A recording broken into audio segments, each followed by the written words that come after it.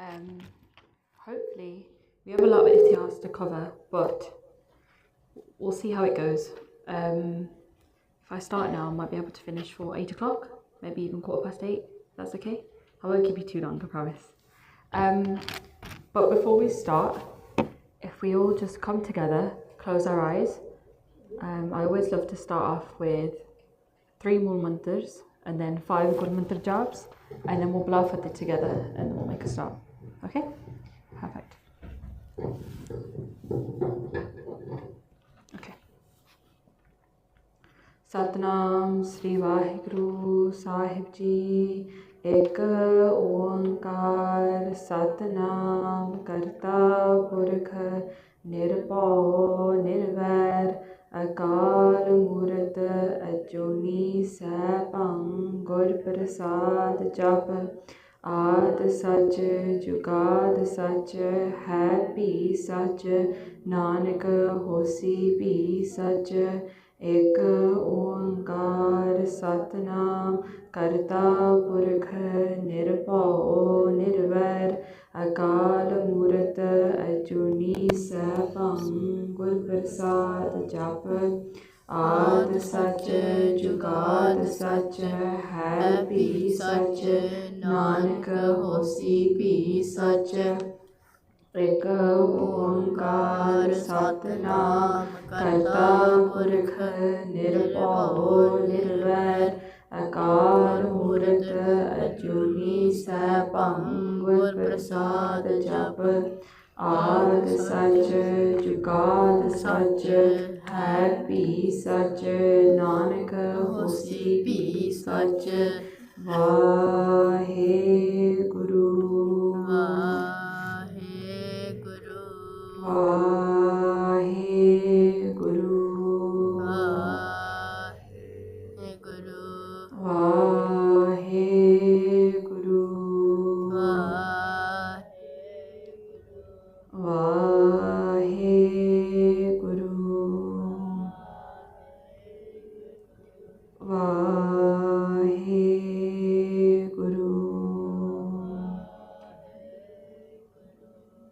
Vaheguru Ji Ka Khalsa, Vaheguru Ji Ki Fateh. So it's really nice to see you all here today. Thank you so much for coming. So for those who weren't here last week, we're just going to do a quick recap. Try and cover as much ihtiyas as possible. Again, I won't be able to make it justice to any of the ihtiyas because of timing, but all the resources are all on the slides. If you ever wanted to look back, if you wanted to listen to the gatha potentially, you could definitely do that. So we'll make a start. So I'm just going to cover quickly. Again, these are all the sources and the references that I've looked at specifically for the slides. So the main source that I've looked at that covers all of the ihtiyas is Sri Guru Pratap Suraj Granth, written by Kavita Santokh Singh Ji. And then we have other resources as well, but I'll let you know when the source changes. But for the most bit, the main source is Suraj Granth. So,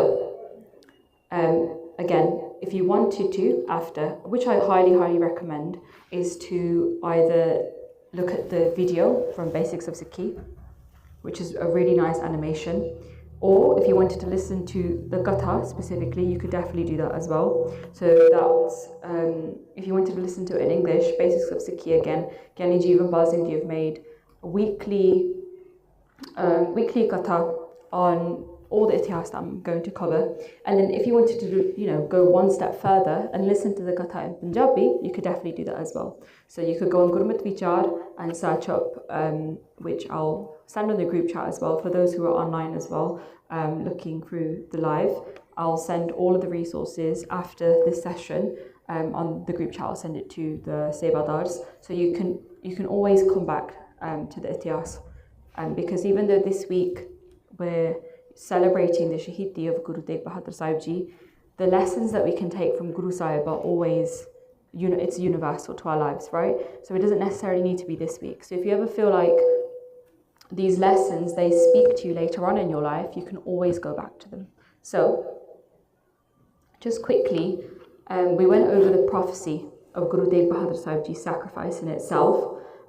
where it came from, who predicted that Guru Sahib would give the ultimate sacrifice in the name of Dharam, and it was their father, Guru Har Gobind Sahib Ji. So Guru Har Gobind Sahib Ji had loads of sons, but they specifically favoured Guru Tegh Bahadur Sahib Ji, their youngest son. And Mata Nanaki Ji actually asked her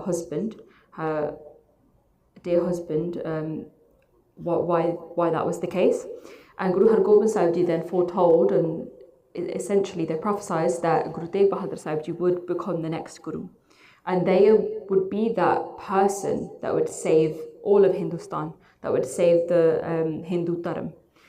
So if we go back to Aurangzeb and what Hindustan actually looked like back in the day, Aurangzeb had a big plan, and he wanted to follow what his leader, Prophet Muhammad, had done in the Arabian countries, which was spread Islam all over. So he wanted to kind of copy that and spread Islam all over Hindustan as well. He wanted to convert everybody who were Hindus to Muslims.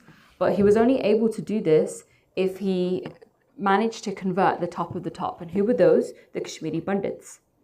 So the Kashmiri Pandits, they had a big population. They were, very scholarly figures, very rich, very influential. So Aurangzeb knew that if I was to attack Kashmir first, which is on the border of Hindustan and the Arabian countries, then easily all of Hindustan could slowly convert. So who does he send a letter to? He sends a letter to Sharif Khan of Kashmir, which is the governor of Kashmir. And he gives him a project. And that project is that you need to try and convert as many Kashmiri Pandits as possible. So if you need to do this with wealth, if you need to do this by blackmailing them, if you want to do this with love, then by all means go for it. Sharif Khan did try this and he completely failed. So what happened was Aurangzeb sent another letter to Sharif Khan asking him, what's the progress? Have you managed to convert the Kashmiri Pandits? Or what's going on, because I haven't heard from you. And just that letter in itself stressed Sharif Khan so much to the point where he felt so much anger. So instead, in the letter, it was written, if you need to use violence now, by all means use violence. This is the time for you to just convert as many people as possible. So that's what Sharif Khan did. He went to the rural areas where all the village people lived, and he forcefully converted as many Brahmins and Khatris as possible. So it's written in the Itihas that the janeos that they wore, which was the tagas that the Brahmins wear to show, their devotion towards their religion, all of them were collected and it was measured approximately to become 50 kilograms. So that's how much all of the janeos weighed. So you can imagine how thin that taga is and how much that would amount to how many people were converted. So he made a note of this and he kind of boasted about it to the Kashmiri Pandits. And he said to them that, listen, I've managed to forcefully convert all of these Kashmiri Hindus. I can do the exact same thing to you guys now. If anything, I'll do worse. So you have a choice. Are you either going to convert or you're going to give your life? And the Kashmiri Pandits turned out to be quite clever. So what they did was they all came together and they made a plan that let's ask for some time. What we need is time, because we need to kind of figure out what we're going to do, and either that's we figure out a plan or we give our life for our religion. So they managed to plead 6 months to Sharif Khan, and Sharif Khan easily agrees because he thinks, what are they going to achieve in 6 months? Nothing's going to happen, right? So that they ended up using this 6-month period, and they go to the Amarnath mountains, which is in the top bit of Kashmir. So they go there, and they go there for a specific reason. They go there to do bhakti, to pray, and to plead to their God. And who was their God? Shivji. So they wanted to plead to Shivji and ask them for protection, that, oh Shivji, oh my dear God. And they had so many different names for Shivji. Some of them called them Shambhu, some of them called Shivji Mrid. And they cried out to them and said to them, please either save us or do something where we don't have to die. If this doesn't happen, then we have to give our life for our religion. And Shivji, on one of the days, so they prayed for 8 days straight, and they didn't sleep, they didn't eat, they didn't rest, and they stood up the whole time and prayed for 8 days straight. And Shivji eventually sent them a letter in the morning, and they saw this letter in the afternoon. So the letter then said that, unfortunately, I'm unable to help you. The only person that can help you in this situation is the Jagat Guru. And who is that? It is Guru Nanak Dev Ji, the one who's sitting on the seat, the throne of Guru Nanak Dev Ji, Tan Tan Sri Guru Tegh Bahadur Sahib Ji Maharaj. So the Pandits at this point are very confused because they're not familiar with the Gurus. But the leader, Pandit Kirparam, who had heard of the Itihas of Guru Har Gobind Sahib Ji, leading all the way up to Guru Har Krishna Sahib Ji and Guru Tegh Bahadur Sahib Ji, he recognized this name and he realized, so he told all of the Itihas to the Pandits, gathered all 500 of them together, and they set out to Anandpur Sahib. So you can see in the Katha, you can see that they travelled past mountains, they travelled past rivers to essentially plead for their safety to Guru Tegh Bahadur Sahib Ji Maharaj. They arrived at Amritsar at first, and the Sangat there told them that Guru Tegh Bahadur Sahib Ji is not in Amritsar, they're in Anandpur Sahib. So they arrive in Anandpur Sahib and they bring gifts. They bring apples, they bring shawls, and they arrive at the gates of Anandpur Sahib, and Guru Tegh Bahadur Sahib Ji then called them in. As they come in, Guru Sahib asks them, "Oh, how come you guys have come today? Is there any specific reason? I'm assuming that you would have brought the Sangat with you, but you haven't, you've just come on your own." And the Pandits at this point are crying, and they have tears in their eyes, and they're saying to Guruji, "Oh Guruji, you already know what's going on. You already know what our state is and what's going to happen to us. Please, you are our only hope. Please take hold of our arm. Please save us, because at the moment, us and our religion, we are completely drowning. We are completely in danger, and we need your safety." So then Guru Sahib at this point, when they hear about what the Mughal Empire is doing and what their plan is, and what they have done so far, for example, killing that many Kashmiri Pandits, killing that many Hindus, and they see the letter from Shivji, which Pandit Kirparam hands to Guru Sahib themselves, they go into a state of silence. So they're silent for approximately 96 minutes. As they're quiet for 96 minutes, in another source, it says that Guru Gobind Singh Ji then, at this point, only 9 years old, then enter into the Darbar Sahib. And they realize that, the tension in the room, the quietness in the room, they realize that something is definitely wrong. And they ask their father, "Oh, my dear father, Guru Pitaji, why are you so upset? And what's wrong with the faces of the Brahmins that are in our court today? Why are they crying? Why do they have tears in their eyes? Why are they so upset?" And Guru Sahib then say, "Oh, my dear son, that these people are from Kashmir and they're in danger at the moment. And Aurangzeb wants to destroy their dharam. He wants to destroy their faith. He wants to convert all of them. And I'm trying to figure out now who can save them. We need a really truly righteous person that can stand up against Aurangzeb and save these people." And Guru Gobind Singh Ji at this point, 9 years old, only 9 years of age, a baby at this point, they say to their father, "Oh, my dear father, you are the 9th master, you are the 9th Guru, you are the Almighty, you are the most powerful person in this world. Who else is higher? Who else is more powerful than yourself? Who else is more loving than yourself?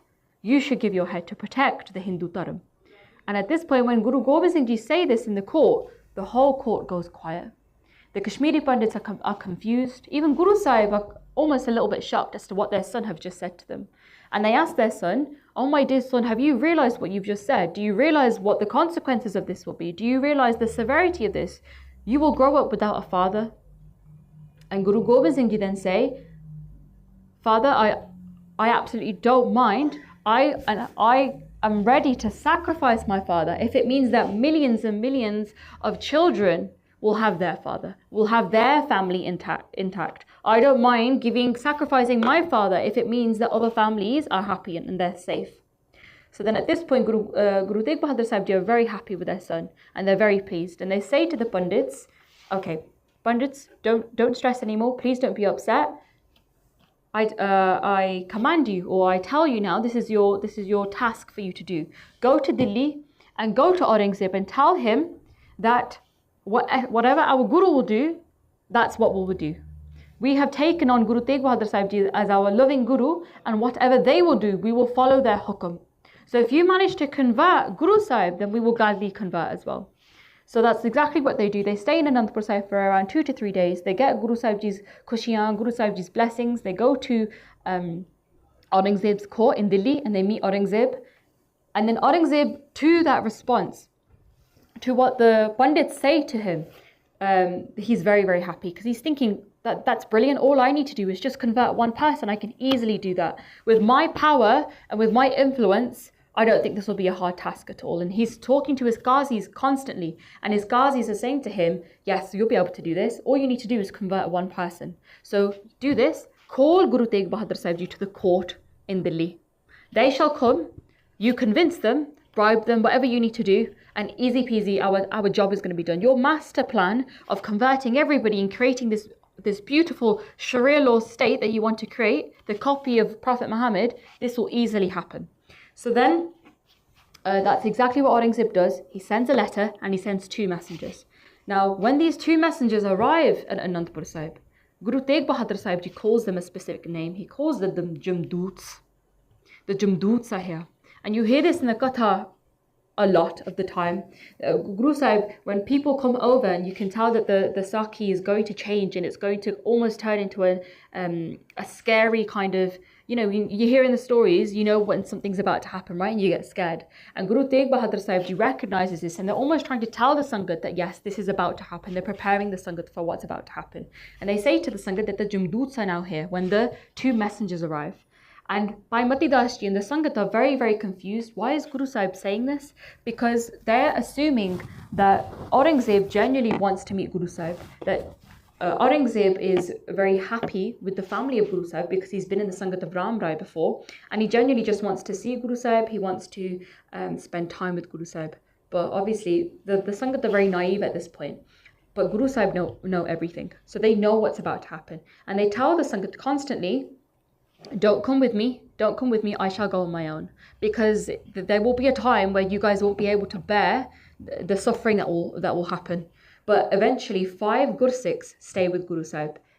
And they travel, and this is what happens now. This is the next bit of the Ityas. And Guru Sahib then eventually do travel all the way to Delhi, but they go past Delhi, they go all the way to Agra. And there's a specific reason as to why they go to Agra.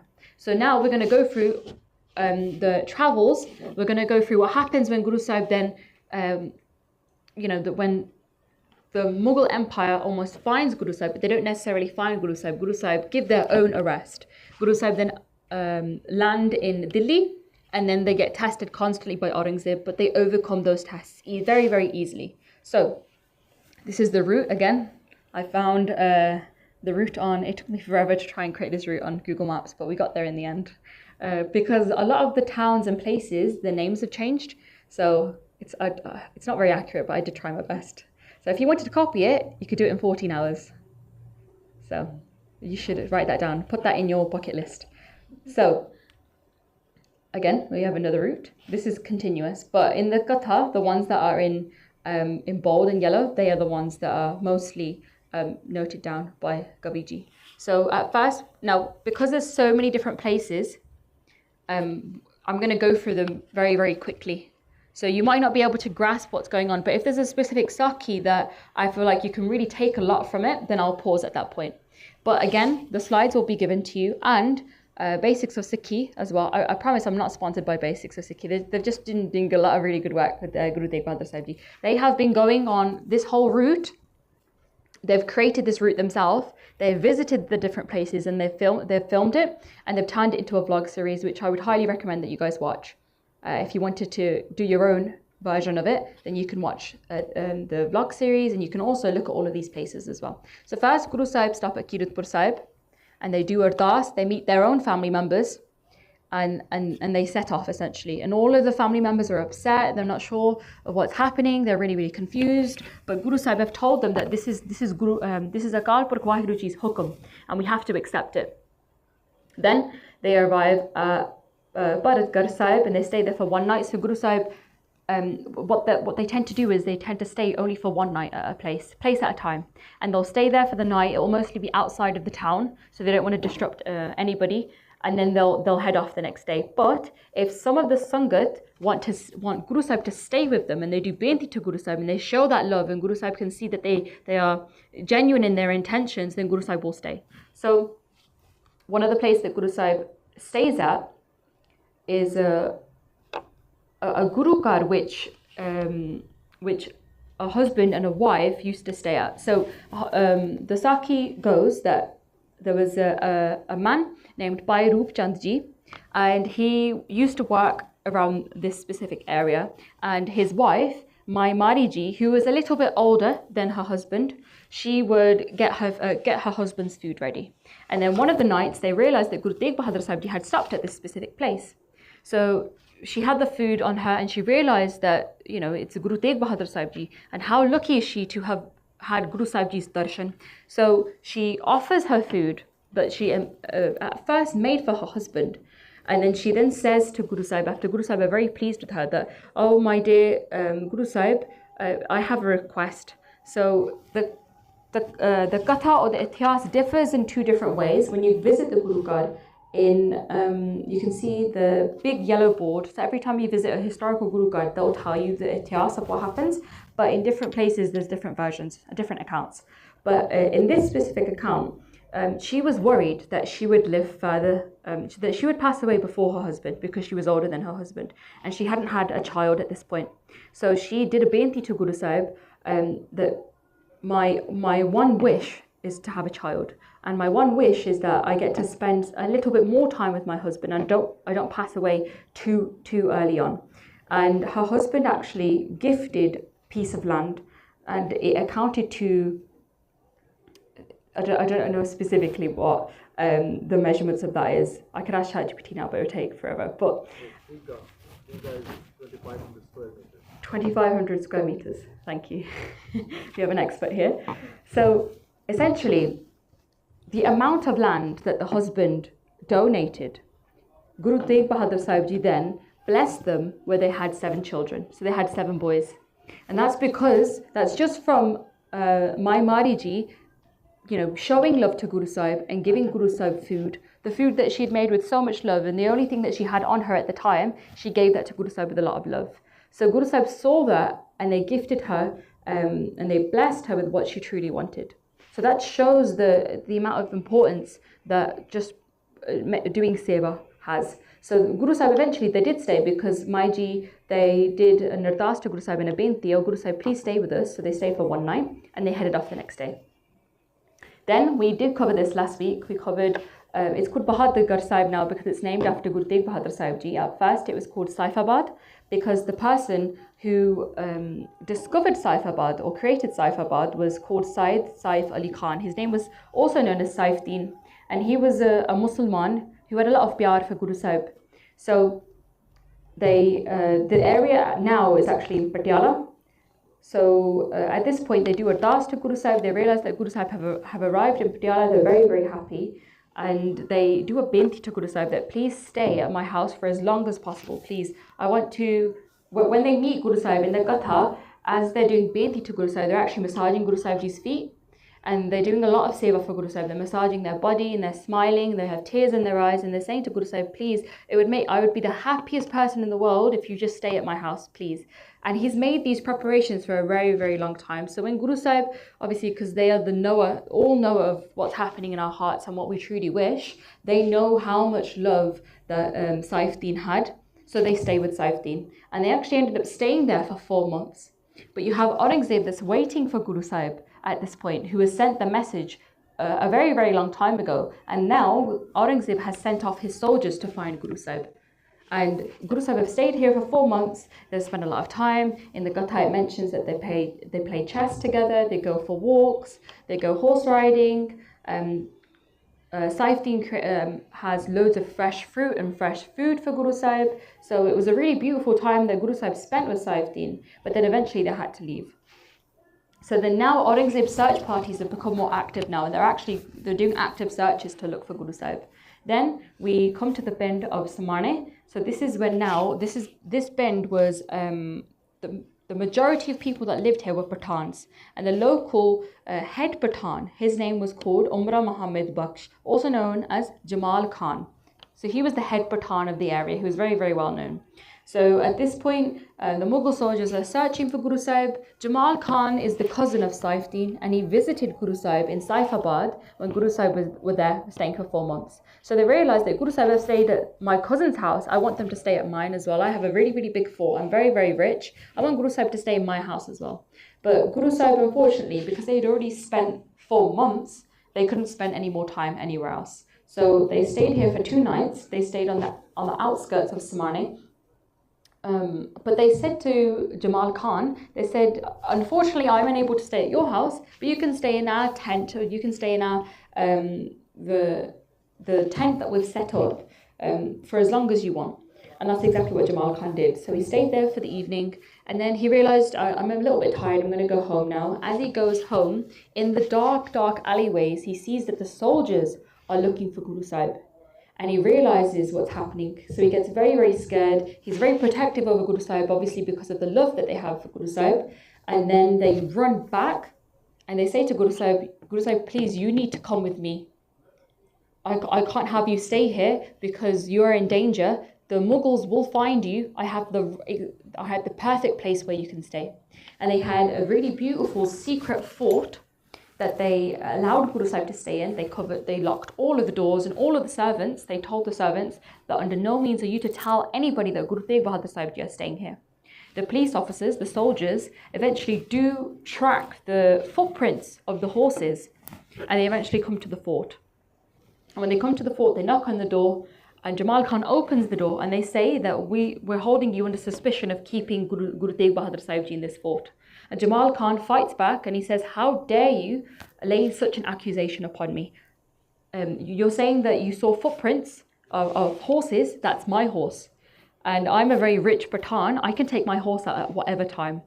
How dare you accuse me of such a thing? And how dare you lay these restrictions upon me that I can take my horse only during the day and not at night? So Jamal Khan actually scares the soldiers, and the soldiers get so scared that they say, okay, we're picking on the wrong person here, so we're just going to leave it at that. And then Guru Sahib are very, very happy. So this is where we left from last time, where Guru Sahib, as Jamal Khan turns around, they see that Guru Sahib is smiling at them, and they say that you are so blessed, and I can see how much love that you have for me, that you protected me when I needed you. And for this, you will be completely liberated and you will achieve mukti, which is what we all want, right? But unfortunately, not everyone is like Jamal Khan, because now in the next bit of the katha, in the next areas that we hit, the next cities, not everybody acts the same way. So there are some people who actually run away. When they need to save Guru Sahib, they actually don't want anything to do with Guru Sahib, which when we think about it, we can't fathom the fact that that's even possible. But I think at that point, people really took for granted how amazing Guru Sahib is and the blessings that they could have taken from Guru Sahib. And we can only blame it on their karam. So some of them will realize have really amazing, beautiful karam, and some of them just simply have bad karam. So now we hit another town. And this town is called Karhali. So Guru Sahib again, they rest here for 1 night. And they arrive at Karhali. And this is Guru Sahib's routine. So they come to a city, they come to a town, they rest in the outskirts of that town, and the first thing that they do is they order rations. They get food for their horses because they loved their horses, they took so much care of their horses, so they got water, grass, anything that their horses needed, a place to stay, and then they had their gursikhs, the 5 Sikhs that stayed with them, to arrange langar for everybody. And then they stayed there for the night. So at this point you would think, when Guru Sahib arrive at a town and the word spreads that Guru Sahib are here, everybody would be excited. But there's some people that did the exact opposite. So for example, a local Masand of Karhali, who was given the post by Guru Sahib themselves, were actually very fearful of the Mughals. So instead of saving Guru Sahib, they actually hid away. And they hid away in their house, locked the door to the house, and he said to his wife, but in no circumstances do you tell anybody that I'm here, because I don't want Guru Sahib to find me. If Guru Sahib finds me, then I'm going to have to do their seva. I don't want to do that. It's going to cause too much attention. The Mughals are going to find out and they're going to have my head.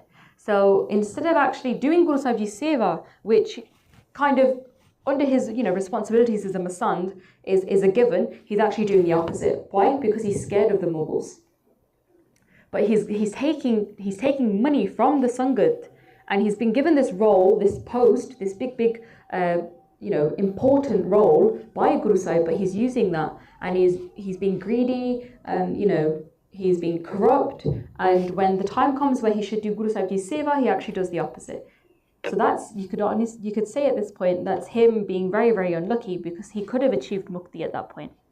So Guru Sahib realizes at this time, Guru Sahib knows what's going on. They know how the different people are acting, but they don't say anything. They keep it to themselves. The next place is called Jike. So this is another Masand, and this Masand was called Glora. So Glora was actually an orphan. His parents had passed away, and Guru Sahib Ji stayed in their house and arrived at his town. And when he arrived at the town, he did a lot of seva for Guru Sahib. So then Guru Sahib took him in themselves, and they took him in and they took care of him as if he was his own son. So he constantly did seva for Guru Sahib, and he stayed with Guru Sahib. And then there came a time where they moved to Jike, and when they moved to Jike, he found one of his long lost relatives. He found out that one of his long lost relatives still live in that town. And they go back to Guru Sahib and they say, oh, Guru Sahib, look, I found one of my second cousins or third cousins. And I can imagine how excited he is, because anytime I find out I'm related to someone, I have to call my mum and dad straight away and say, look who I found, so-and-so, da-da-da-da. My parents are like, calm down, what are you doing? What are you doing? But yes, so he gets very excited, but he realizes that he has to stay with Guru Sahib because he still has to do their seva. But Guru Sahib are so all-loving and they're so giving that they say to him, Glora, your family's here, let's go meet them. So they go, they meet the family, and they put them together, they allow both of them to visit each other, and then they say to Glora that why don't you two stay together now, and let me arrange for your marriage to happen. So Guru Sahib actually pay for Glora's marriage. They set his wedding, and they give money to Glora to essentially start his own life, start a fresh life. So he set him up for good, essentially. He set him up for a really, really beautiful life. He got married, and he became a Masand of Jike, and he stayed in a really beautiful house. And then Guru Sahib actually gifted him with a quiver of bows as well, but under one condition. So just like Guru Nanak Dev Ji gave Bahadur his whole empire, Guru Sahib gave these quiver of bows under one condition, and it's the same condition every single time. It's if you stay faithful to the people that follow you, then your whole family will prosper. Your whole life will prosper. You'll be successful every single time. But if you cheat people, if you harm people, if you're greedy, then the opposite will happen. Your whole generation will fall. You will suffer. You will achieve poverty, and if you become corrupt with the Sangat's money, then you will fall into poverty, and your whole lineage will be completely demolished. And that's exactly what happened. So Guru Sahib Ji's prophecy actually became true. Why? Because Glora at one point, you see all these different people in the Katha, but this is specific to Glora, right? At one point, he was a very, very amazing Gursikh. He did so much seva, and he had a lot of pyar for Guru Sahib, but eventually he became corrupt. And he forgot who was the person that gave me all of this money. Who's that person that put me in this post in the first place? And sometimes I relate to Glora in some sense, because when I, become successful in something, I forget who has helped me to get to that position in the first place. So for example, if I get into university or if I get good grades, then I get very, very happy. But sometimes it gets to my head and I tell myself, oh yeah, it's because of all the revision I did, it's because of all the hard work I did, but it's not. It's because of the blessings from Guru Sahib in the first place. And we remember it when we need Guru Sahib the most, when we're failing, when we have a test coming up, when we really need Guru Sahib's support, then we remember Guru Sahib. Then we do as much part as possible. But then when we achieve that one thing, then we forget Guru Sahib, don't we? And the exact same thing happened to Glora. So with this, what happened was he became very successful Masand, but he cheated these two people. There were two big groups within the Pend of Jike, and they didn't get along with each other. Instead of putting them together and helping them, what Glora did is he said to one group, don't worry, I will support you. But then he got the other group against them. and they eventually died. So because of this corruption, because of Glora putting those people in danger and harming them, his whole lineage passed away. And his whole lineage fell into deep, deep poverty, and they never recovered from the poverty that they experienced. And Gobiji have not just written this willy-nilly. They've not just written a story. They've actually gone to the Pins and found out, okay, what's happening, and they've gone back to Chike, and it's still true to this day that Golora's family to this day is still in deep poverty. So this was the Saki to do with Golora. Then we've got the next area, and at this point some of the Pins are very, very close together. So Guru Sahib visit two Pins at once. So we have Garanagar and we have Boe Nagar. So this specific village, Guru Har Gobind Sahib Ji visited here at one point as well. So Guru Sahib again, they camp outside, and then you have some of the Sangat members that do a lot of seva for Guru Sahib. So one of them, in one of the Pinds, he was a local Jat. He did a lot of seva for Guru Sahib. He brought food, he brought milk, and then Guru Sahib was so happy with him that they gave him a bachan, and the bachan was to build a well and also plant a garden as well. So that's exactly what he did. He followed Guru Sahib Ji's bachan and he remained successful. But you have other Sangat members. You had other Sangat members, however, that when Guru Sahib Ji arrived, they just ran away and they wanted nothing to do with Guru Sahib at that point. So for what they did, they lost their chance of getting darshan of Guru Sahib, but they also eventually, they suffered as well later on down the line. So then now we arrive at, Guru Sahib then arrives at Kharak Nagar. And this specific area, when Guru Sahib rests, they decide to rest at a bayan tree. And you can see here, at the top picture, you can see how big the bayan tree is and the structure of the bayan tree. And the actual bayan tree that Guru Sahib rested at is at the bottom. And again, we can thank Basics of Sikhi for their beautiful content. And they've actually, what they've done is, they've done like a drone image of all of the different places that they visited. So this is a drone picture from the Guru card that they're seeing. I mean, you can see them in the corner. There's some Sangat there and the Sevadars are there. And that's the actual tree that they rested at. So when they rested there, the Sangat asked Guru Sahib a very, very important question. So Guru Sahib obviously know what's about to happen, but the Sangat are very confused. And the Sangat asked Guru Sahib that, Guru Sahib, the Mughals are very, very strong. Aurangzeb is a very, very strong person. And Aurangzeb has a lot of anger. So if he finds out that you're here, and if he finds out that we're here with you, you can only imagine what they're going to do to us. You can only imagine what's going to happen. And this was Guru Sahib Ji's response. Again, they were quiet for a certain amount of time, and then they reassured the Sangat that you don't have to worry. Just let things happen the way they are about to happen. Why? Because it's the hukum of Akal Purkh Waheguru. The Mughal Empire did prosper at one point. Why? Because they followed the bachan of Tan Tan Sri Guru Nanak Dev Ji Maharaj. The bachan of, if you allow people to practice their own religion, if you allow people to prosper and to love one another and to have independence in terms of who they want to follow and how they want to pray and how they want to live their lives, then you will become prosperous. But if you put pressure on people and if you pressure them to convert, if you force them to follow a certain way, and if you bring harm to those people, then this Mughal empire that you've so beautifully built, it will come crashing down. And at this point, this is when Guru Sahib kind of prophesies what's about to happen to the Mughal empire. They say to the Sangat that do not be scared, because the Mughal empire and their force and their power, it's very strong at the moment, but it's going to come crashing down very, very, very easily. It's only a matter of moments. It's only a matter of time. So then this is where the Sangat now, they feel at ease at this point now because they know they have Guru Sahib's support. So now Guru Sahib then, they go to another Pind. And this is my favorite Saki. I really, really like this Saki. So Guru Sahib then arrive at this Pind, or this Nagar, and it's called Hatkar Nagar. So again, you have different types of people. Now we have encountered people that at first will make a mistake and they'll do something really horrible towards Guru Sahib, but then they've realized that they've made a mistake and they go back, they take responsibility for what they've done and they apologize. So here specifically, we had these, Guru Sahib arrived with their 5 Gursikhs. and they arrived themselves as well. And they came with their 6 horses. So you've got 5 Guru Sikhs and Guru Sahib with their 6 horses.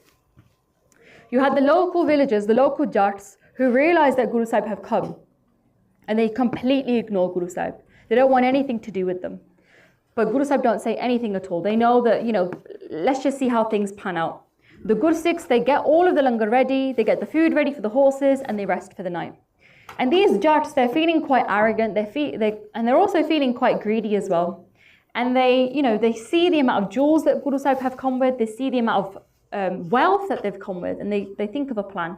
They say to themselves, we're going to steal Guru Sahib's horses, and we're going to try and sell them for something, because they're very, very expensive. You can see here, I tried to find a picture of the horses in Punjab. My dad loves these horses, especially like with their ears. They're always at the top, and he always like looks at them on Facebook, and he looks at them and he tells me the story about how he used to breed them back in the day, and he used to have all of these beautiful horses. And I just said to him, I don't see the beauty in them, no offense.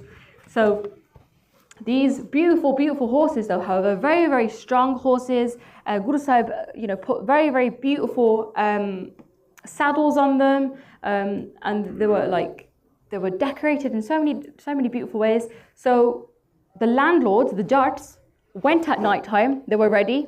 They knew about Guru Sahib's routine. They knew at one point that one of the Peradars that are there, one of the Guru Sikhs, would fall asleep eventually, and that's our time to go steal these horses.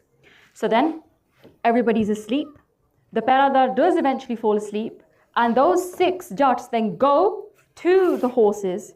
And as they're about to jump on, they put their saddle on, they're ready to go. As they're about to jump on and they touch the horse to steal the horse, they go completely blind. And they get really panicky, and they're thinking, what's going on? Why am I blind? Why can't I see anything? And as they get scared, they take 2 steps back. When they take their steps back, their eyesight comes back. And they think, what was that? What's just happened? And they think, whatever that was, I don't know what that was about, but let me try again. So they go back onto the horse again. As they go back onto the horse again, they go blind again. And this is where they realize that we're not dealing with an ordinary person, an ordinary rich person. The person that we're trying to steal from is very, very powerful. As they take 2 steps back again, their eyesight's restored again. And they realize what they've just tried to do. They've tried to steal horses from a very, very powerful person, someone who has, not an ordinary person, but a very special person. So then they realize that they've made a huge, huge mistake, but they want to make up for that mistake. And we all make mistakes in our life, but the idea is that we realize and we make those actions to try and make up for the mistakes that we make, right? So they go back the next day, and they kind of want to butter up Guru Sahib now. So they want to, bring little sweets for Guru Sahib. They bring gyur, they bring milk, they bring sweets. Because, like when you make a mistake and your parents are going to have a go at you. So you try and do everything you can to make sure that they don't have a go at you. So what do? You do your chores. You buy your parents, their favorite food, if they have like a favorite snack or something, because you're going to get told off. But you want to avoid that, so you kind of want to bring as many things as possible so they're happy with you. That's exactly what they did. So they brought all of these sweets over to Guru Sahib, and they completely ignore how they treated Guru Sahib the day before. And they said to Guru Sahib, we have something to admit to you. And Guru Sahib already know what's going on, but they said, we have something to admit. Yesterday we did something very bad. We tried to steal one of your horses, well, all of your horses, but we've realized how bad our actions were, and we're here to apologize. What we did was very, very, very bad, and we want to repent for our actions. And then Guru Sahib then said to them at that point, how blessed are you that you have come here now, and you've come here to apologize so you can decrease your bad karma. You're very blessed. And for that, for the actions that you've done, and for you apologizing, I forgive you. So this is how amazing Guru Sahib is. You can make as many mistakes as possible, but at the end of the day, Guru Sahib want our pala, don't they? They're like our parent. No matter what happens, no matter how many mistakes you make, your parents will always forgive you no matter what, especially if you apologize. So in the same way, Guru Sahib forgave them, and then they wanted to be a little bit more cheeky, and they asked Guru Sahib, okay, Guru Sahib, now that we're friends, and you've forgiven us, and we're on good terms now, can we ask for a small little favor? And Guru Sahib says, okay, go on, ask, what would you like? And they say, Guru Sahib, our fields and the water that we have in our pind is very salty and it's very, very dirty.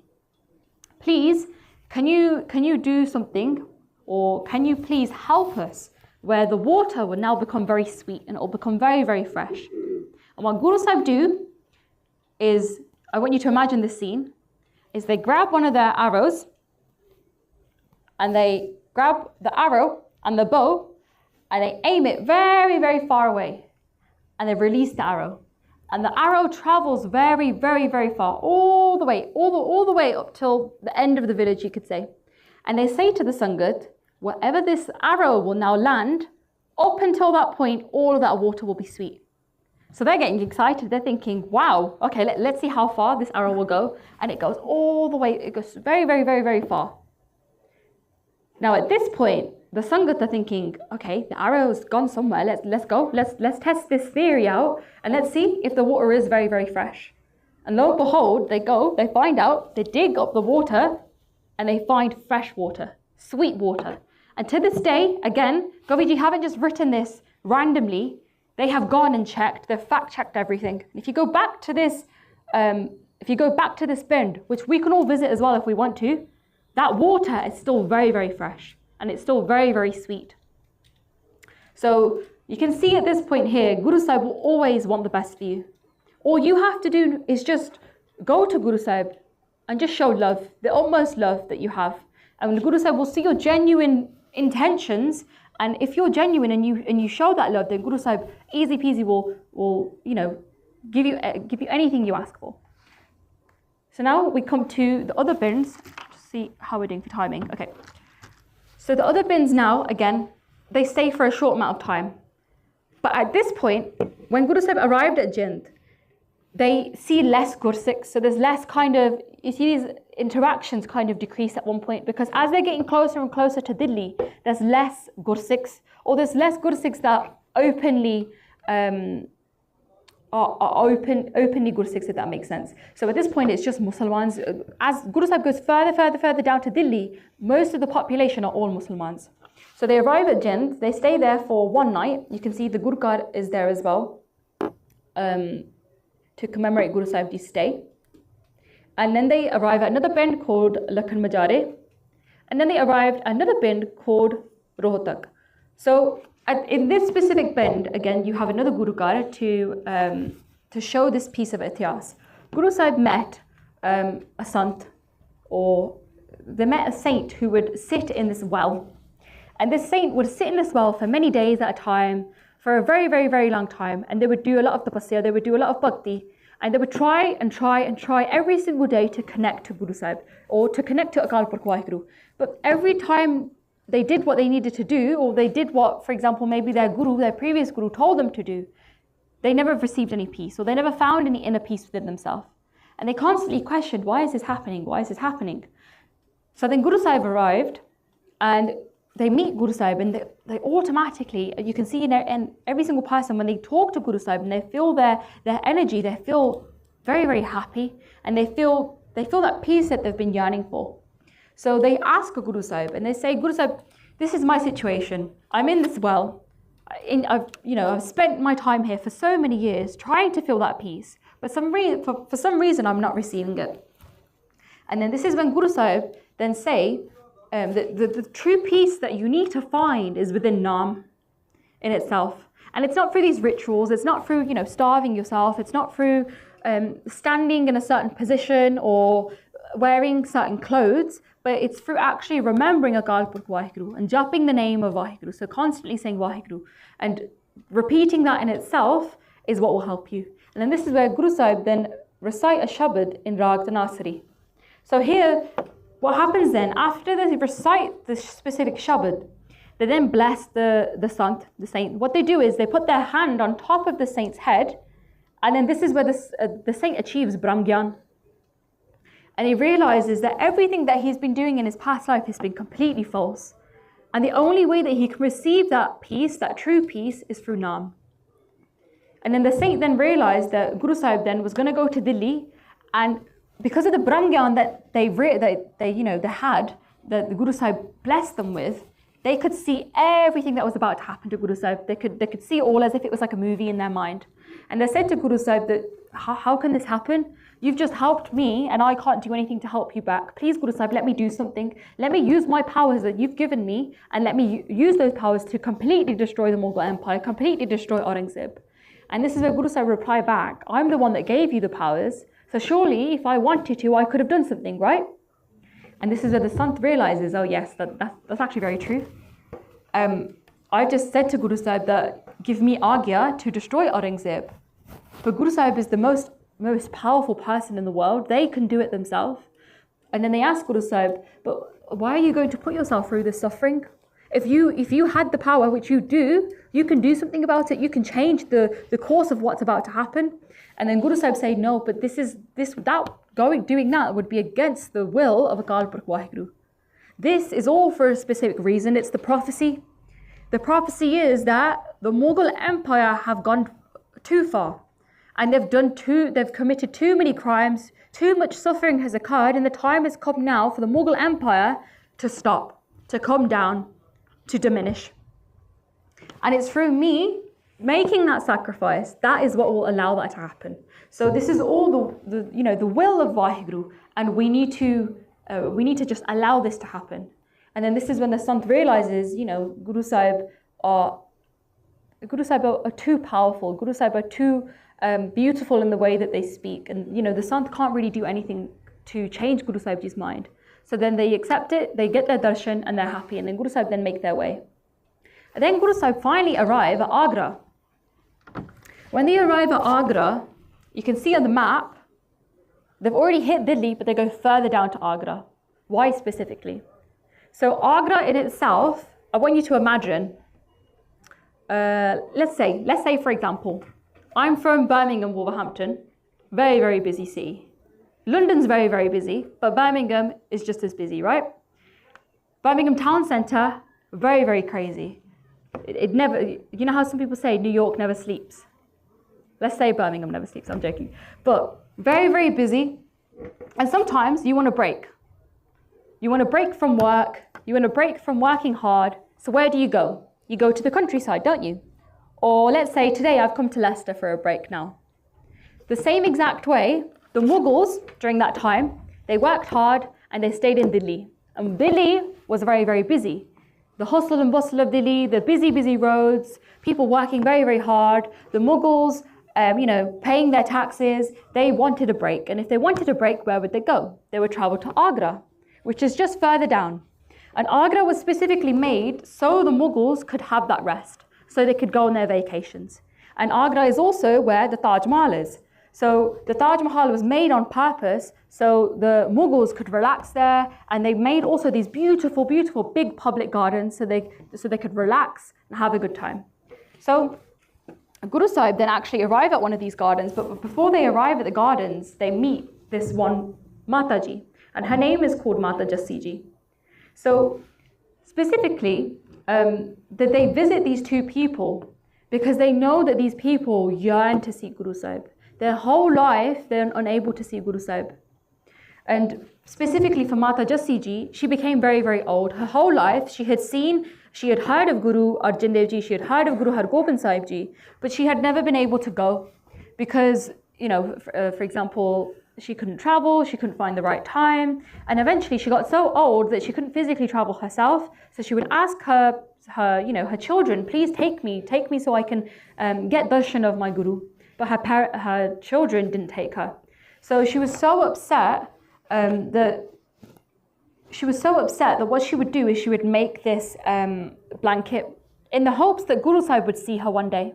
And that day did come. So Guru Sahib knew that I have some Gursikhs out here that really, really, really want to see me. That's their one wish in their life, that they want to have darshan.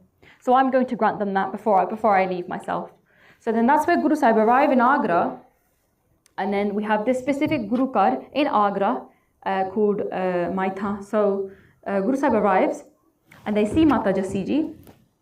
And as they knock at Mata Jasneet Ji's door, so they knock, and the Mata Jasneet Ji is there, she's on her own. And at this point, Mata Jasneet Ji have completely, they can't see at this point.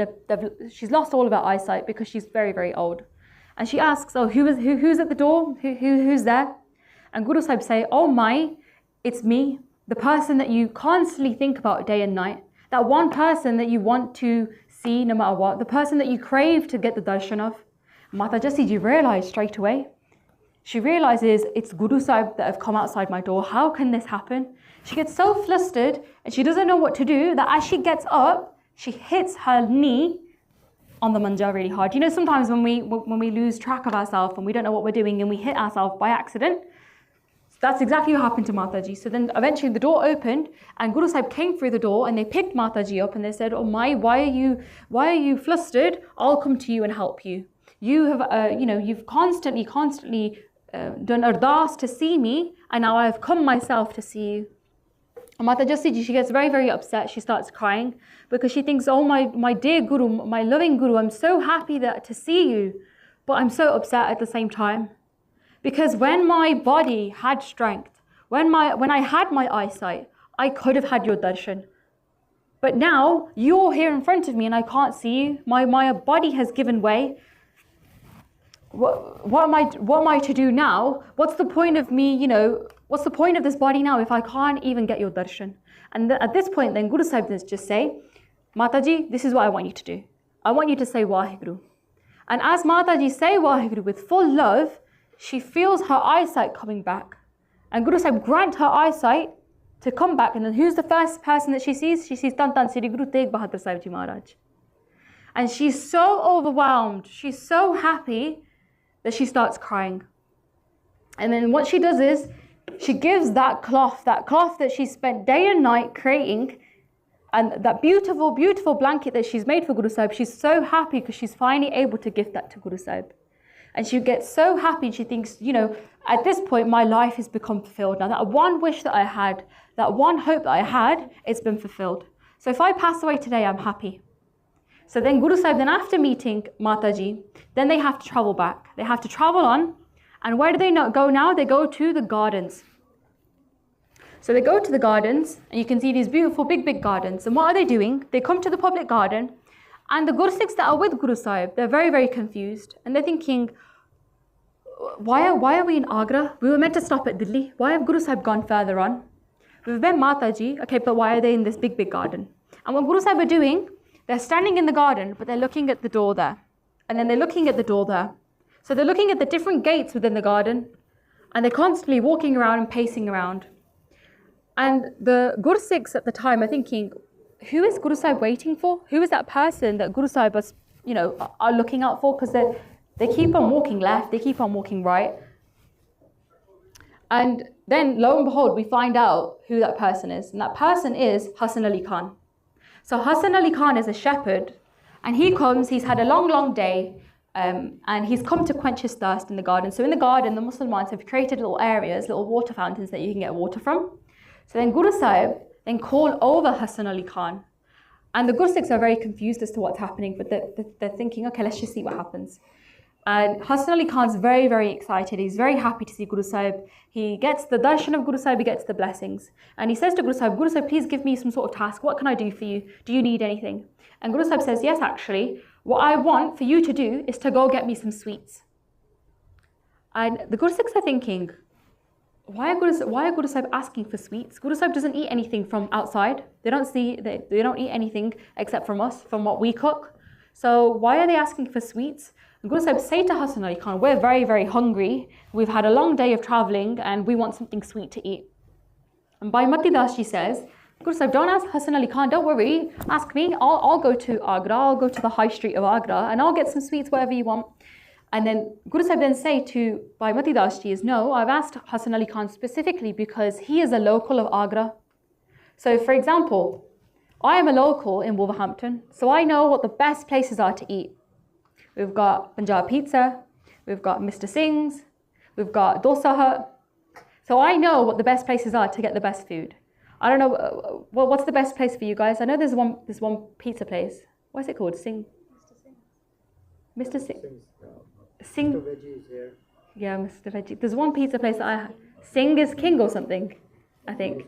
Singh is King. Yep. So obviously you guys are locals, you know what the best places are to eat, right? The same exact way, Hasan Ali Khan, even though he is a shepherd, He's a local, so he knows the roads of Agra. He knows exactly where to go quickly, grab the sweets and then come back. But he says to Guru Sahib, there's one problem. I don't have any money. And look at the clothes. All of my clothes are ripped. And back in the day, they didn't have any 5p plastic bags. The way they would grab the food is with their clothes or with any sort of kapra that they had. But all of his kapra was ripped. So then Guru Sahib then say, that's absolutely no problem. Don't worry.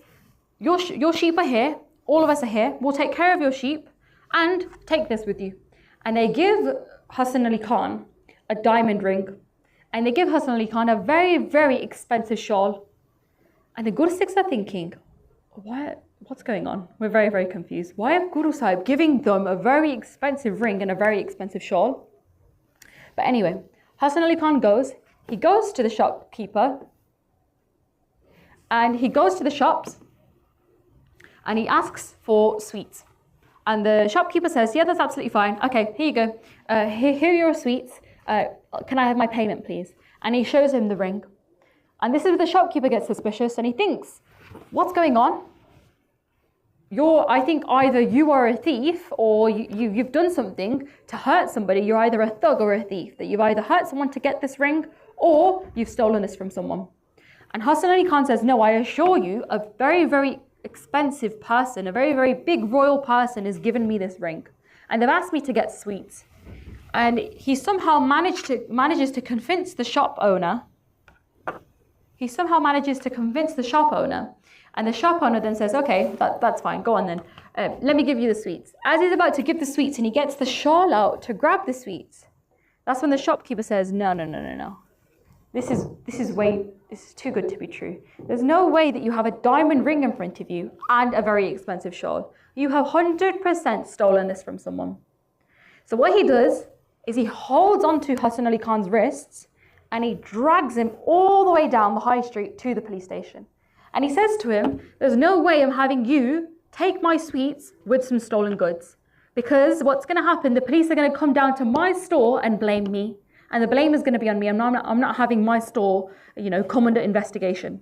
So he takes him all the way down to the police station.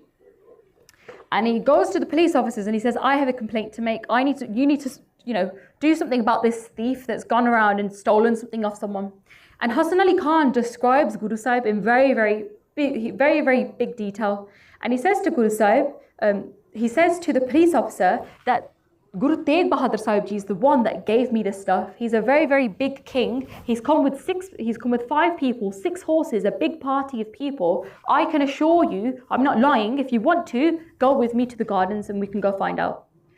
And these police officers, because they're very greedy police officers, they want to know themselves as well. They're very, very nosy people. So they want to know, okay, who is this person? Let's check it out for ourselves. So 2 police officers go with Hassan Ali Khan back to the garden.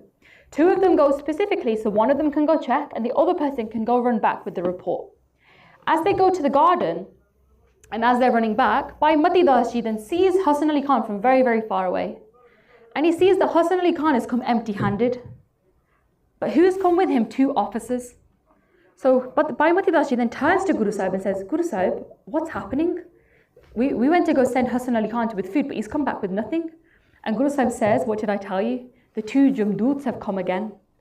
And this is why Bhai Mati Das Ji then thinks, what is going on? The 2 Jamdoots are coming. What's about to occur now? So the officers come and they start interrogating Guru Sahib. They start asking for Guru Sahib's name, for their identity, for, to confirm that they are the Guru. And this is how amazing Guru Sahib are. This is how humble that Guru Sahib are. Instead of saying that I am the 9th Guru, the 9th master, this is what Guru Tegh Bahadur Sahib Ji say. After the Turks say, who are you? Tell me what your name is. Is it true that you are the Guru? Guru Tegh Bahadur Sahib Ji say that Tan Sri Guru Nanak Dev Ji is the Guru of the whole world. They are the Jagat Guru. As for me, I am just the servant of Guru Nanak Dev Ji Maharaj. I am a nobody. But if you ask me for my own details, then let me tell you. I am a person from the land of Punjab. My name is Tegh Bahadur of the Sodhi lineage. So that's who I am. But do not call me, do not ask me if I am this great Guru, because that is not who I am. If anything, I am the servant of the great Guru, Guru Nanak Dev Ji Maharaj. So then, the officers, they realize who we've just encountered.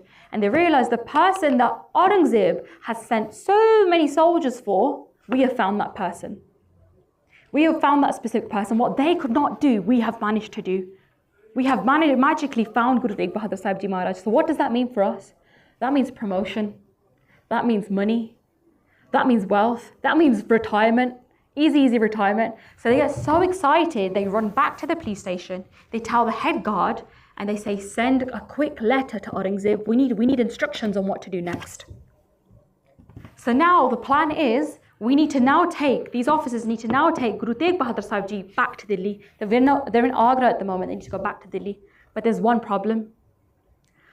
Guru Tegh Bahadur Sahib Ji's father was Tan Sri Guru Har Gobind Sahib Ji Maharaj. And they did something so amazing that everybody knows about. They saved the 52 princes from the prison in that specific area. And those 52 princes had children who were very loyal to Guru Har Gobind Sahib Ji Maharaj. Therefore, they would be loyal to Guru Tegh Bahadur Sahib Ji Maharaj. And these princes weren't ordinary princes. They had money, they had weapons, they had a big army. Aurangzeb knew this. So Aurangzeb was worried that if I take Guru Tegh Bahadur Sahib Ji without any reinforcements, without any extra soldiers, then there's going to be a big problem. If anything, a war is going to occur. So what does he do? This is how scared he is. He sends 12,000 horsemen just to take Guru Sahib. In the specific garden, there were around 4,000 horsemen just surrounding Guru Sahib, like a big FBI mission. Surrounding the garden, 1,000 in the left, 1,000 in the right, at the front and at the back, completely surrounded the garden. Now they have to take Guru Sahib back to Delhi, 12,000 horsemen, 3,000 north, 3,000 south, 3,000 west, 3,000 east. And all of these soldiers are loaded, they have guns ready. Why? Because they are deathly afraid of the Rajputs. That these kings, these warriors are going to come, who are very strong, who have big armies, that they're going to come at any point and start a war to save Guru Sahib. So Aurangzeb is deathly afraid. He eventually does take Guru Sahib to Delhi, back to Delhi. And this is when the Ghazis start giving little ideas to Aurangzeb at this point. And this is where the next bit of the Ityas is, where they take Guru Sahib to a haunted Haveli.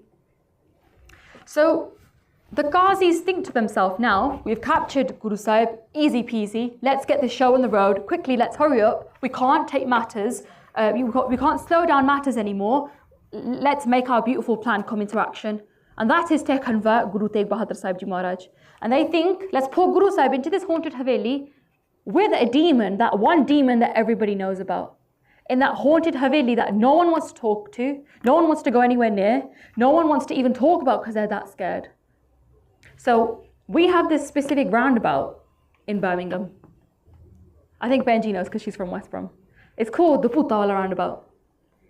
And it's a big famous roundabout that no one likes. No one looks at, even when they go on the roundabout, they don't look at the building because there's a big story that that roundabout is haunted.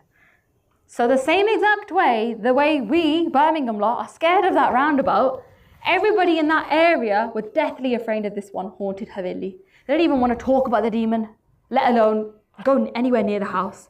But what the soldiers did is they put Guru Sahib into that haunted Haveli, locked all the doors, and they said that all the guards had to surround the haunted Haveli, and the Gursikhs could not stay with Guru Sahib. They were on the outskirts. And the Ghazis believed that easy peasy in one night Guru Sahib are going to convert. And the soldiers were just waiting. They were just waiting to hear the screams of Guru Sahib until they converted. But little did they know that the actual opposite would happen.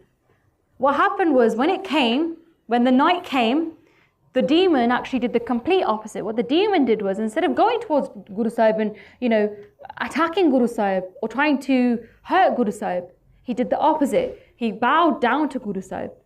He was so happy to see Guru Sahib. He realized that this is my opportunity now to get their darshan. This is my opportunity to get mukti. Something that I've been wanting for so long. Because what this demon did is he had a land dispute with his family members back in the day, but when he was a human being, and he cheated them. And because of the sin that the big sin that he made, he had been turned into a demon, and he'd been stuck in that haunted Haveli, in that land that he fought over. So he asked Guru Sahib, please, I'm a demon, I'm a ghost, so I can't give you any jal, I can't give you any water because I can't physically touch it. What can I do to get you, to make you happy? And what he does is he time travels. He kind of, with his own superpowers, he kind of time warps into a different place. He time warps into a market, and he gets dry fruit from a market, and he also gets sugarcane from a market. And he realizes, okay, if I get sugarcane, if I get something sweet for Guru Sahib, they'll be happy with me. And they give it to Guru Sahib. They come back and they give it to Guru Sahib as a gift, and they say, please, Guru Sahib, please accept this gift, and please bless me in whatever way that you can. And Guru Sahib do exactly that. They hold on to the sugarcane, they take the juice from the sugarcane, and they leave a little bit left. And they give it back to the demon, and they say, here you go, have the rest of the juice from this sugarcane. And as the demon sucked on that sugarcane and took all the juice in, he felt his body completely change, completely transform. And at that point, just taking the jute of Guru Sahib, the Almighty, the All-Powerful, that's when he achieved mukti, he achieved liberation. Just from doing the seva of Guru Sahib, he achieved mukti. And what happened? That sugarcane, Guru Sahib then threw it over the window where the haunted Haveli was. And the next day, the morning came, the soldiers fall asleep and they realize, hang on a minute, we didn't hear any screams. We didn't hear Guru Sahib scream at all. What happened last night? They check in the windows and they see Guru Sahib in a complete state of samadhi, in a peaceful state, in complete happiness. And they get very angry at this point, and they're thinking, no matter what we do, we are unsuccessful every single time. So they take their anger out on Guru Sahib. And they grab Guru Sahib, they treat them, very horribly. They're very rough with Guru Sahib, and they push Guru Sahib out of the haunted Haveli. Bhai Mati Das Ji, then seeing this, gets very, very, very angry. You can imagine, right? Anytime we see anyone disrespect our Guru Sahib, we get very upset, right? Anytime we see anyone disrespect our friend, our family member, we get very, very protective. Bhai Mati Das Ji, what they did the night before is that sugarcane that Guru Sahib threw over the window. They saw that sugarcane, they became curious, and they had a little bit of that sugarcane. And they achieved these big spiritual powers, these riddhiyan siddhiyan, just from having a little bit of jute. So then what happens is, Bhai Mati Das Ji then sees this. They see how they treat Guru Sahib, and they get so angry that they say to Guru Sahib, give me agya, give me permission. I will beat all of these Mughals. I will kill all of the Mughals that have treated you like this and all of their generations to come. Just with one word, just give me your permission. With one word, I will flip the whole world upside down. And Guru Sahib then say that they realize kind of what's happened at this point. That Bhai Mati Das Ji is not speaking with their intellect, but they're speaking through emotion. They're speaking with anger, and their ego has kind of come out. So Bhai Mati Das Ji is someone who has done a lot of seva, a lot of bhakti. So they are a very spiritual person. But again, in the Gatha, it's mentioned at times that what they haven't managed to achieve is that Brahm Gyan. Because if they achieved the Brahm Gyan, they would be one with Akal Purkh Vaheguru. There would be no difference between them and Vaheguru Ji. Then there would be no difference between who they see. They would see Vaheguru Ji in every single person. But what they see now is they see the Turks, they see the Mughals treating Guru Sahib very badly. So they kind of see their enemies. They don't see everyone as being one person. They don't see everyone as being, the same roop as Vaheguru. They're stuck in that duality phase in their life still, even through doing so much seva. So Guru Sahib realized the dangers of this, of what's about to occur, because Bhai Mati Das Ji does have powers. If they wanted to flip the Mughal Empire upside down, they completely could do that. But that's very, very dangerous, because again, that would be going against Akal Purkh Vaheguru Ji's will, the hukum of Vaheguru. So they then say to Guru Sahib then say to Bhai Mati Das Ji, it's absolutely fine that you say this, but again, think about it. Who's the one that gave you the powers in the first place? It was me, right? And what they do is, they hold on to Bhai Mati Das Ji and they take away their powers. So then Bhai Mati Das Ji actually end up feeling way worse. They feel like they have no power. They feel very, very weak and they can't move their body. And they realize who they're speaking to. They're speaking to the person who gave them the powers in the first place. And then they start apologizing. They say, Guru Sahib, I'm very, very sorry. My anger got the worst of me. So did my ego. And I forgot who I was talking to and who I was talking about. And I doubted your power. And Guru Sahib said that's absolutely fine, but I want you to understand is please don't let your emotions get the best of you. Please understand that we need to follow, what is written. We need to follow the will and the hukam of Waheguru. So then, what happens is they finally meet Aurangzeb in Aurangzeb's court. And Guru Sahib then sit down. They sit down with Aurangzeb, and Guru Sahib then sit down and they say to Aurangzeb, okay, Aurangzeb, let's cut to the chase. Why have you called me here? What's going on? Why have you called me here? Because I know specifically you've called me here for a reason. You haven't just called me just to have, a very, very deep chats with me, very, very long conversations with me. So then Aurangzeb then says, he gets, straight to the point, and he says, Guru Sahib, I'll tell you what my mission is. I'll tell you what my master plan is. My master plan is to convert everybody in Hindustan. I want to convert all of them to Islam because I need to save them. I need to be that savior. I will be that savior if everybody follows Islam, because Islam is the true way. Islam is that true religion. And what Prophet Muhammad managed to do in the East, I need to do in the West. What he managed to do in the West, I need to do in the East. And he's kind of speaking with a lot of arrogance. He's speaking with as if he's the best and as if he is that person that is going to save the people in Hindustan. And Guru Sahib then say, okay, if you think by doing this you will achieve your goal, and you think that by doing this everybody will convert, then I'm going to set you a task. This is your one task. This is your one homework that I'm going to set you. Tomorrow you'll see the results. And then if you want to have a conversation, then we'll have a conversation. And he says to Aurangzeb, what I want you to do is grab 180 kilograms of black pepper. You know those little black dana that your mom puts in your cooking and then you eat it by accident and you're like, oh, mom, why did you do that? Why did you put that in my cooking? So those black peppers, those like kali and mircha, right? They Guru Sahib then say to Aurangzeb, get 180 kilograms of those, completely crush them and burn them all the way and crush them. And then tomorrow, I'll give you your answer. You want to ask me what the true way is, I will give you the answer to that. He does exactly that. He gets his servants to crush all of the black peppers, these kali and mircha, and then he sifts through them, and he goes through all of the black peppers and all the dust, and he finds that after burning every single one, 3 black peppers still remain. These little 3 danas still remain. And he's really, really confused as to why this is the case. So he says to Guru Sahib, I don't understand. I don't understand what you wanted me to do, because I've burnt every single one and I've gone through everything and I can't really find anything. Just these 3 remain. These 3 peppers remain. And Guru Tegh Bahadur Sahib Ji then, he's almost taking the mick out of Aurangzeb at this point, and he's saying, how are you still so confused? How do you still not understand what the truth is in front of you? Let me tell you. Since you're so confused, since you're still not understanding it, let me explain this to you. And they say, this one dana is the Islam taram, is the Muslims, right?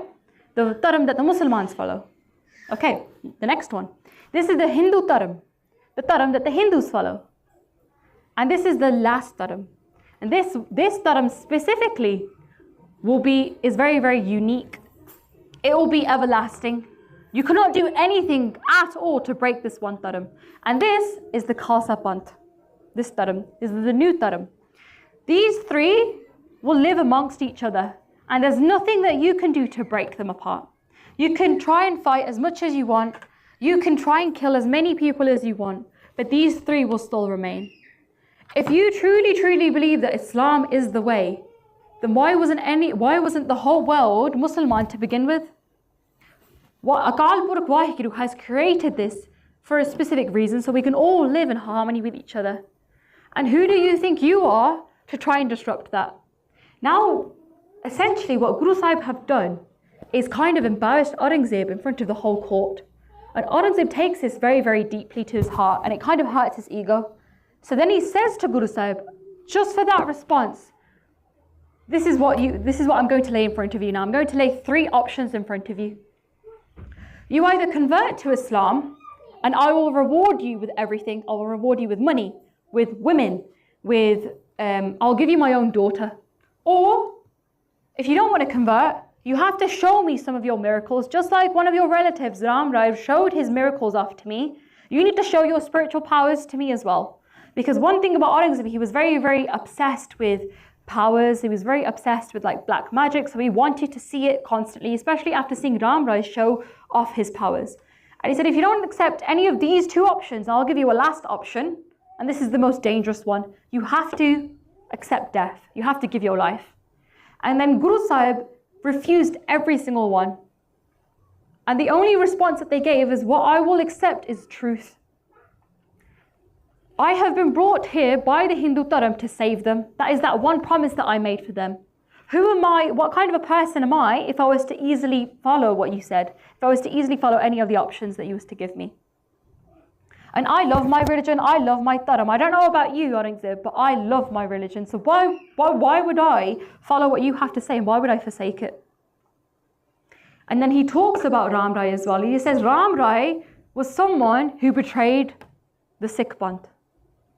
If you are someone who has, Riddhiya Siddhiya, spiritual powers, you are to not show them off. Because then that is you trying to compare yourself to Waheguru. That's you trying to make a comparison and trying to say that you are equal to Waheguru, which is not the case. So if you're a Sant and you have spiritual powers, by all means, it's very good that you have them, but we are the type of people to never ever show them off. So that is something that I will completely never do. So if you want to give me the third option, then I will easily accept the third option.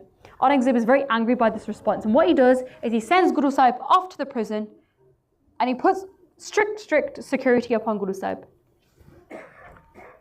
So we've gone over slightly in time. So I'm just going to skip now because we still have so much Ityas to cover. I'll try and see if we can I'll try and cover as much now as possible, maybe for the next couple of 10 minutes or so. And then you have the rest of the slides anyway to cover all of the rest of the Ityas. So now at this point, there's different Sakhiyan that are occurring where Guru Sahib are in Delhi now. And Guru Sahib, because they're all powerful, they're not restricted by Aurangzeb's security. So in this specific Sakhi, for example, the Sikhs in Delhi want to do Guru Sahib's seva. And they want to they basically want khushiyan and they want blessings from Guru Sahib. So what they're saying is, Guru Sahib, please come over to our house and let us do your seva. Let us make langar for you. And Guru Sahib easily accepts this. So as they're doing this, they're also in the prison at the same time. And at this point as well, something that they do as well is Guru Sahib, no matter what happens, they still stay very, very strict to their routine. So they still wake up early in the morning and they do have an ishnan in the Yamuna River, and they wake up very, very early in the morning and they come back and they do their part, they do Japji Sahib their part, and they also go at the same time to go meet the Sikhs in Delhi. And people that see this get very, very jealous. For example, a specific Musliman, a Mulana, sees this one as he comes out from the mosque. And he essentially, what happens is he sees how weak Aurangzeb is, that he's not able to control Guru Sahib Ji's behavior. He expects Guru Sahib to stay in the prison. If Guru Sahib goes out and about and starts, interacting with the Sangat and shows off their powers, then the Sangat are going to be easily influenced. And that master plan that Aurangzeb wants to achieve, he won't be able to achieve that. So what happens is he essentially snitches to Guru Sahib. He snitches on Guru Sahib to Aurangzeb, and Aurangzeb gets very, very angry. So again, that security increases. Then Aurangzeb realizes, this is also a very, very nice Sakhi. So Aurangzeb realizes at this point that I can't do anything to convert Guru Sahib. I need to now use my tricks. I need to kind of trick Guru Sahib into converting and accepting Islam. So what they do is they prepare halal meat for Guru Sahib and they cover it and they gift it to Guru Sahib. So Guru Sahib, if they eat it, then they will become Musliman. That's what he thinks at that point.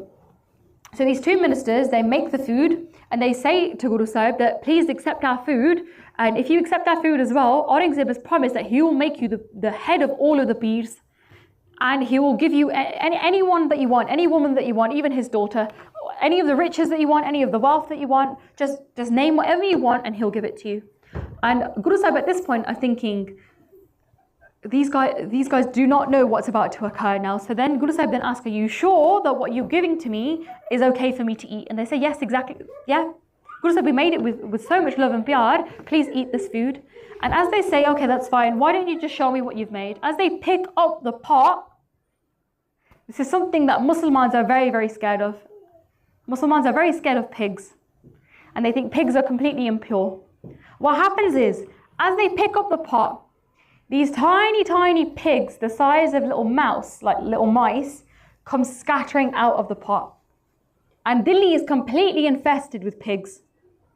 So you can only imagine the scenes of what is occurring. Pigs running out of the pot, running around everywhere, licking all of the pots, all of the pans, running around, squeaking everywhere, and all of the Muslims are screaming. Absolute chaos in Delhi. Muslims are running left, they're running right, some of them are jumping on top of the tables, some of them are smacking the pigs and trying to kill the pigs. And as they're doing this, the Muslims and the Hindus are doing one thing. They're going, Tawbah, Tawbah, Tawbah, Tawbah, Tawbah. They're thinking, what on earth is Aurangzeb allowed to happen in Delhi? A pig infestation in Delhi, the capital of the Mughal Empire. This is absolutely disgusting behavior. So what they say is they're predicting at this point that this is the end of the Mughal Empire now. Aurangzeb has no control over the Guru at all. And Aurangzeb then at this point, seeing what has happened, he is so embarrassed, seeing how Guru Sahib, showing their miracles, not accepting Islam, he gets very, very angry. And he says to Guru Sahib once more, I'm going to give you these three options once more, what do you accept? And Guru Sahib say, do whatever you want. But I am not going to accept Islam, nor am I going to show you miracles. This miracle that I showed you, it's not a miracle of these pigs flying out. What you try to do is defame my religion, and you try to, you try to show different types of tricks to convert me, and you try to defame my religion, and you just had to face the consequences of your actions. So essentially, your religion had to be defamed, and you yourself, your name, your power had to be defamed. So now, what's happening is Guru Sahib are having this conversation with Aurangzeb. And Aurangzeb at this point is very angry. He's embarrassing Guru Sahib in front of all of the Darbar. And Guru Sahib are very cool, calm, collected. They're giving very calm responses. Bhai Matti Das Ji seeing this is again getting very, very angry. And they say to Guru Sahib, Guru Sahib, you are the 9th master. The same light that Guru Nanak Dev Ji has in them, all the way down to yourself, you have the same light within you, the same power. You are the King of Kings. You are God on earth. Why are you not responding to Aurangzeb? Why are you so quiet? Guru Sahib, you're very, very quiet and you're not responding in the way that you should. This is hurting the reputation of the Sikhs. This is hurting the reputation of the previous Gurus. And he says, Guru Sahib, please give me permission, give me agya, let me kill the Muslims. Let me kill Aurangzeb in front of you. With one word, I will flip everything upside down. And again, this is when now Guru Sahib realized that by Mati Das Ji, from the seva that they have done, from the amount of bhakti that they have done, they are definitely very powerful. But that power can become very, very dangerous at the same time.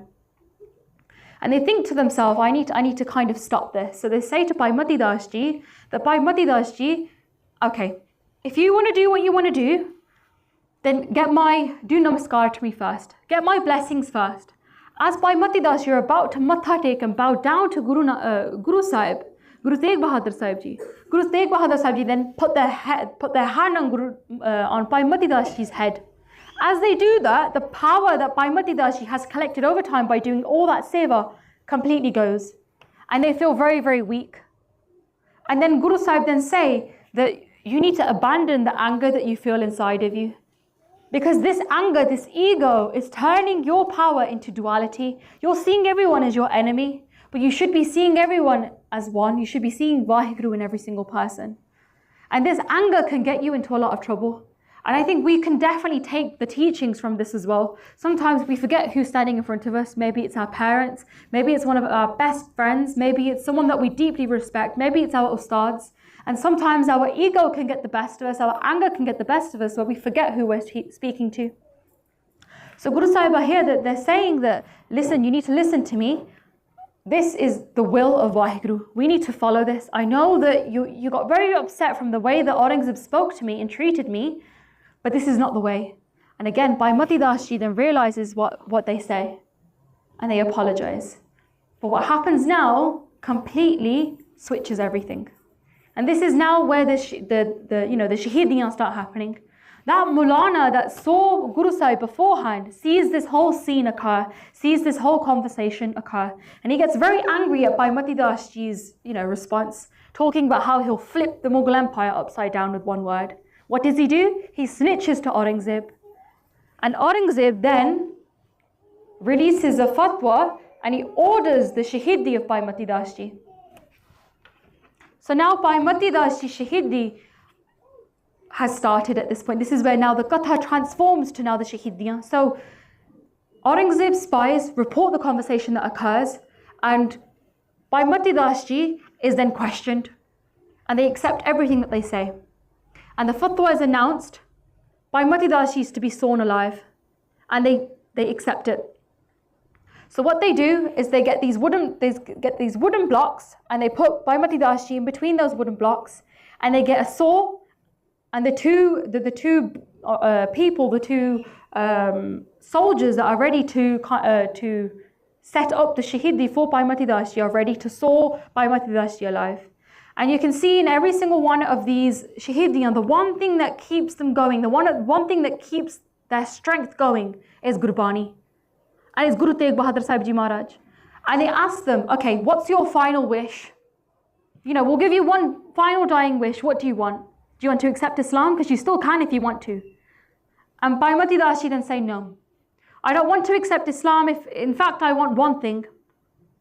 As my Shaheedi is taking place, I want to see one person only. I want to see Tan Sri Guru Tegh Bahadur Sahib Ji Maharaj in front of me.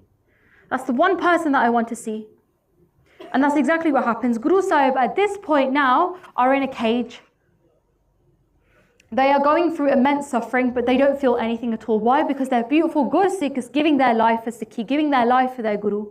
And Bhai Mati Das Ji, what gets them going is reading Japji Sahib da part. And they get to the specific body of Panch Parvan, Panch Pradhan, until the saw goes completely through their body.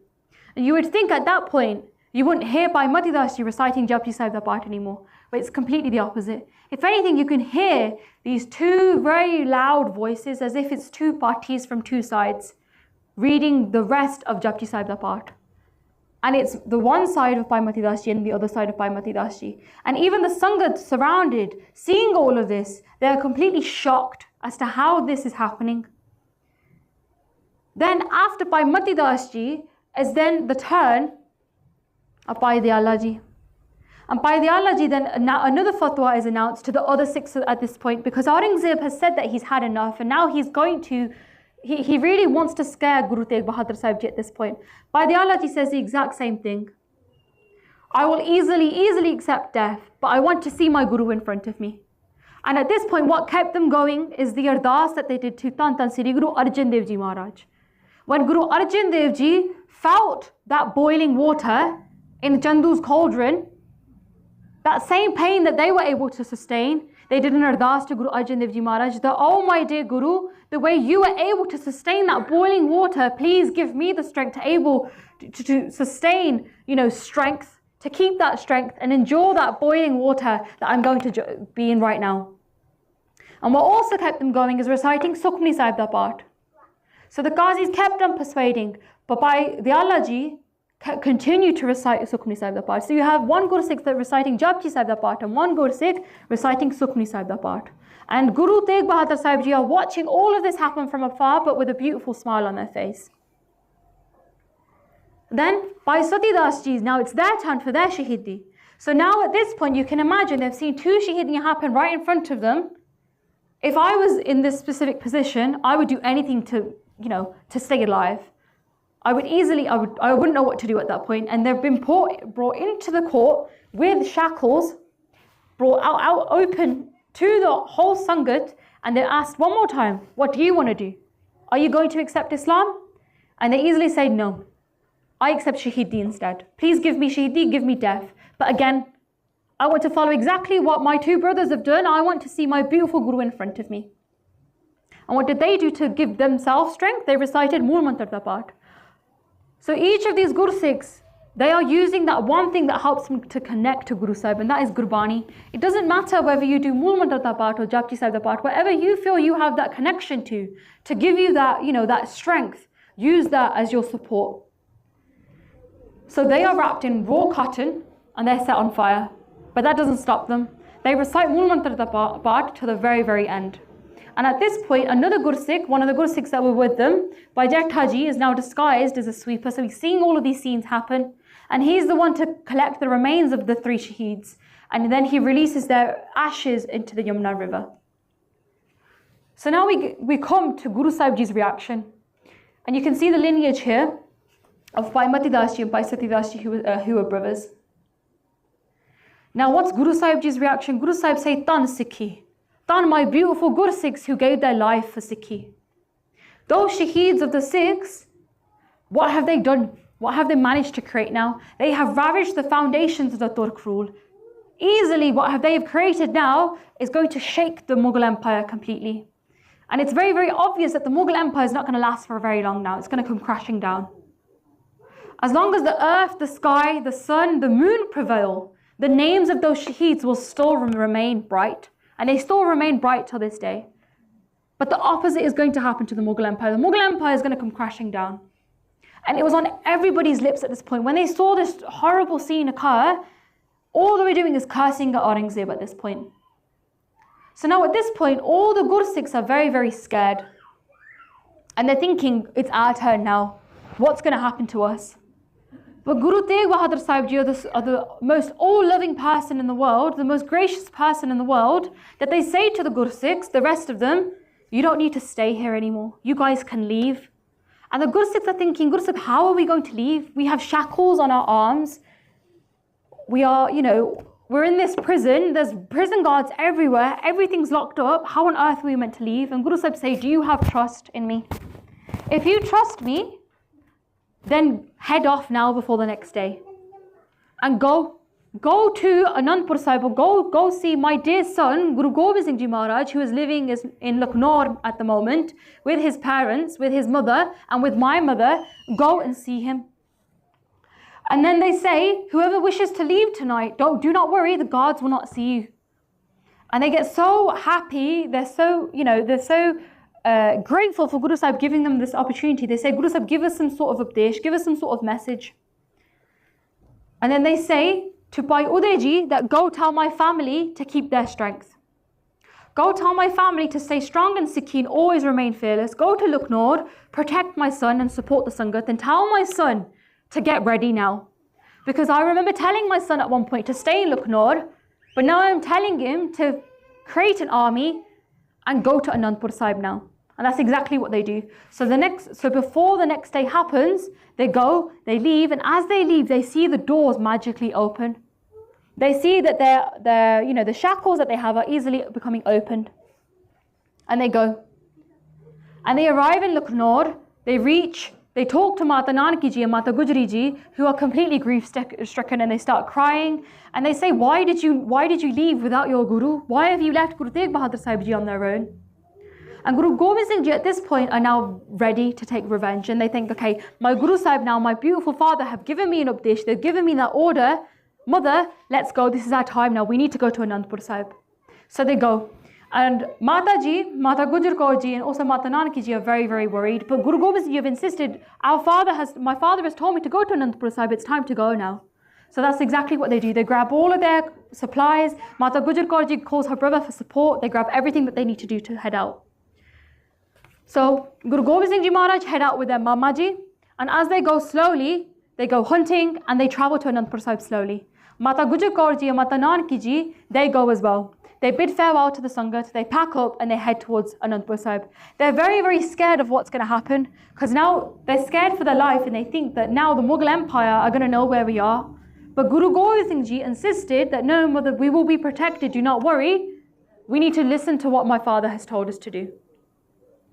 Now, back in Delhi, the guards have now found out what's happened. Aurangzeb is even more angrier, and the head guard at this point is pleading to Guru Sahib, Guru Sahib, why are you giving me a hard time?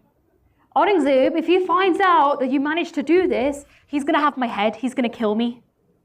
Guru Sahib, why are you putting yourself through this suffering? If you can leave easily, which I know you can, why don't you just leave now? Why are you staying here? Why are you getting me into trouble every single time with Aurangzeb? And Guru Sahib then say, do not worry, I won't escape now. I only allowed my capture in the first place. I only allowed myself to become arrested, so the blame will then fall onto Aurangzeb, and then now, eventually, there will be an excuse to kill the empire.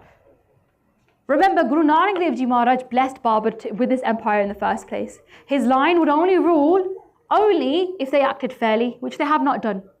So now it's the time for the Mughal Empire to come down now. But don't worry, you will keep your job, you will keep your life. I will ensure that you will stay safe. So don't worry about yourself. I will not escape now. You just have to trust me on this and just see what will happen. So now what happens is, Mata Gujar Kaur is very, very upset. She's crying constantly, day and night. She's thinking about her beautiful husband. Mata Nanaki Ji, imagine thinking about her beautiful son being in such danger. She's very stressed. She starts to have these nightmares and she's thinking about what's happening. She's not eating and she's constantly in a daze all day long. And Guru Gobind Singh Ji, only being 9 years old at this point, see this within their mother. And they get very upset and they say to their mother, "Mother, what's wrong? What's happening? Why are you so upset?" And they say, "I'm very stressed. I don't know what's happening. I don't know what's going to happen to my husband." And then this is where Guru Gobind Singh Ji then say, "Okay, Mother, what we'll do, Mataji, what we'll do is we'll send one Guru Sikh to go to Delhi, find out about what's happening, what's going on in my father's mind. He'll come back and he'll report to us." And that's exactly what happens. So the Guru Sikh goes from Anandpur Sahib to Delhi, takes him 5 days, he doesn't rest. And Guru Sahib Ji are now only with 2 Guru Sikhs at this point, by Jetha Ji and Sri Guru Ditta Ji, through underneath the lineage of Baba Buddha Ji. So what happens is now they meet Guru Sahib, but Guru Sahib told them to come the next day. And as they go the next day, they tell them exactly what's happening in Anandpur Sahib. They tell them about the state of Mata Nanaki Ji. They tell them about the state of Mata Gujar Kaur Ji, how everyone's upset. The Sangat are confused, they don't know what's happening. And they need your help, Guru Sahib. They need some sort of support from you. They need some sort of strength. Now, we won't go into detail, but what happens is Guru Sahib then called by Jetha Ji and their Guru Sikhs, and they tell them to bring paper and to bring a pen. And what they start doing now is they start writing letters. And these letters that they start writing to the Sangat, to their wife, to their mother, to their son, is what eventually forms to become Salok Malhanava. So these sloks that come together is what forms the sloks of Salok Mahla Nava. Now we won't go into detail, but each of these sloks are for specific people. So I know that a lot of different Gurukars will do programs coming up now, and they will focus specifically on Salok Mahla Nava in memory of Guru Tegh Bahadur Sahib Ji Maharaj. There's loads of resources online as well if you wanted to go more detail into this. And I know specifically this weekend, you'll have the Pachi Singh Khan part that's coming up in Leicester. And the Sevadars will go through Salok Malanava and the meanings of these sloks in specific detail. But essentially, number 1 to 49 is the teachings to the Sangat. 50 to 51 is the support that Guru Sahib have given to Mata Nanaki Ji. Slok number 52 is for their wife, Mata Gujar Kaur Ji. And number 53 is a test for Sri Guru Gobind Singh Ji Maharaj. And what's beautiful is that Guru Gobind Singh Ji Maharaj then writes a response back to their father, and that forms Sloka number 54. Then number 55 to 57 is then Guru Sahib again replying back to their son and essentially handing over the Gurta Gaddi to their son and naming them the next Guru. So this is the slok specifically for the Sangat.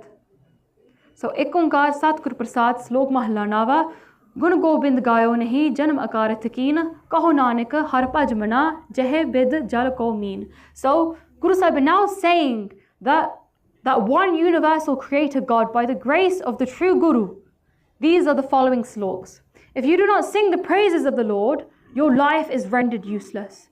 Says Nanak, meditate, vibrate upon the Lord, immerse your mind in Him like a fish in the water. So it's that strength given to the Sangat to get through this dark time, because they're completely confused. They don't know what's going to happen now, and they're really upset, they're really scared for their life. So Guru Sahib now of giving them these sloks to give them that support. Then to their beautiful mother, they say, Ram gayo, Ravan gayo, ja ko baho parvan, kaho nanak thir kach nahi, sopne jio sansar. So Ramchand passed away, so did Ravan. Even though he had lots of relatives, he had lots of family members to support him. But he passed away at one point. Says Nanak, nothing lasts forever. The world is just like a dream. So he's saying this to his mother, who was so attached to her son. चिंता ताकि कीजिए जो अनहोनी होए एहो मार्ग संसार को नानक थिर नहीं कोए.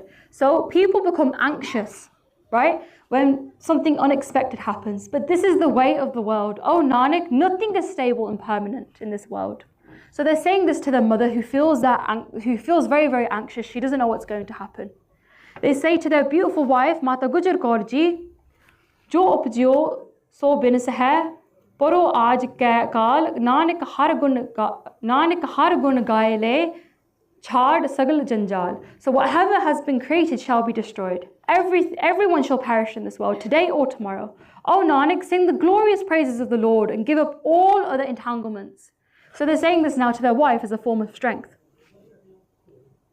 Then they say, Dohra bal chutkyo bandan pare kachu na hot upaye kaho nanak ab ot har gaj jo ho sahai. So they say this to their now son. They say this to Guru Gobind Singh Ji Maharaj. They say, my strength is exhausted and I am in bondage. I cannot do anything at all. Says Nanak, now the Lord is my support. He will help me, as did the elephant. So now he's saying this as a test to Guru Gobind Singh Ji now, to see what will happen. Tan Sri Guru Gobind Singh Ji Sahib Ji's response to their father is then given through a letter. So Guru Sahib then says that you will not get tired on this path, that you shall carry on going and use Gurbani and use Naam as your support to carry on going. And the Sikhs are amazed to hear all of these words and actions of Guru Sahib. So now the message then reaches Anandpur Sahib, and then Guru Sahib then give a response back. Guru Gobind Singh Ji Maharaj write a response back. And they say, my strength has been restored and my bonds have been broken. Now I can do everything. So now specifically to this letter that their father wrote, they've written a response. Now they say, Nanak, everything is in your hands. Lord, you are my helper and my support. So, in this response now, they're saying that I have the strength that I need to carry on now. And they give a very, very positive response. And their father are very, very happy. And now they give a response back and they say, my associates and companions have all deserted me. No one remains with me. Says Nanak, in this tragedy, the Lord alone is my support. So now they've given that positive response back to their son now. And they've given the Gurta Gaddi now to their son. So if you wanted to look at this more in detail, you definitely could. There's loads of resources online, and I'll put that on the group chat as well if you wanted to look at the sloks in more detail. But now, Mata Gujar Kaur Ji, she's had a dream at this point, and she's seen the Gurta Gaddi happen now. She sees two things. She sees Guru Sahib now holding a coconut and panch paise. And she sees the Shaheedi of Guru Tegh Bahadur Sahib Ji happen now in front of her. So she's very, very scared as to what this means.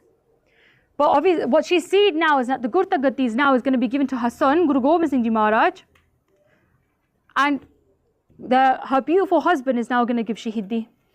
So what she does is she gets so upset that she wakes up from this nightmare and she doesn't know what's going to happen. And she's very, very scared. So she sends another Gursikh to Delhi to quickly find out about what's going to happen. So now there's already a Sikh in Delhi collecting all of these letters, and one Sikh is going to Delhi now to go find out what's happening. They both meet in the middle and they go back to Anandpur Sahib. And now again, at this point again, Aurangzeb is asking again and again, now, Guru Sahib, you have one more chance now. What do you want to do? Do you want to accept Islam? Do you want to show me a miracle, or do you accept death?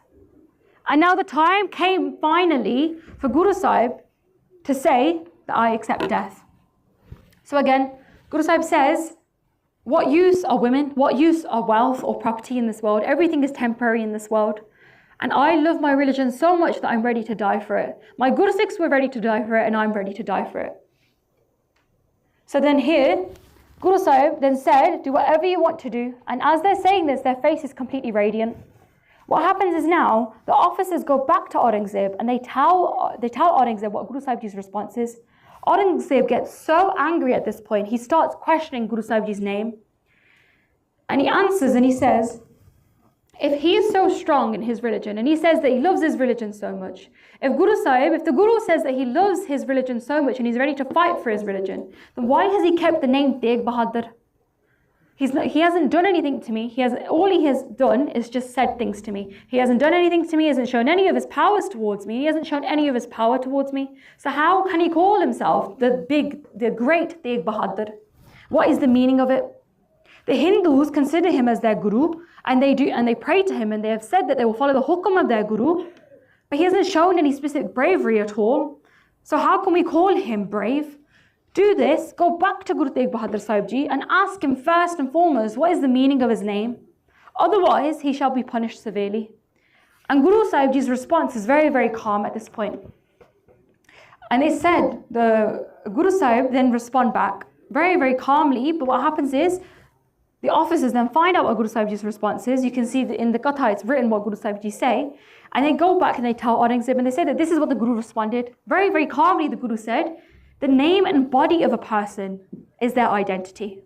Now please listen as to why I have been given this name.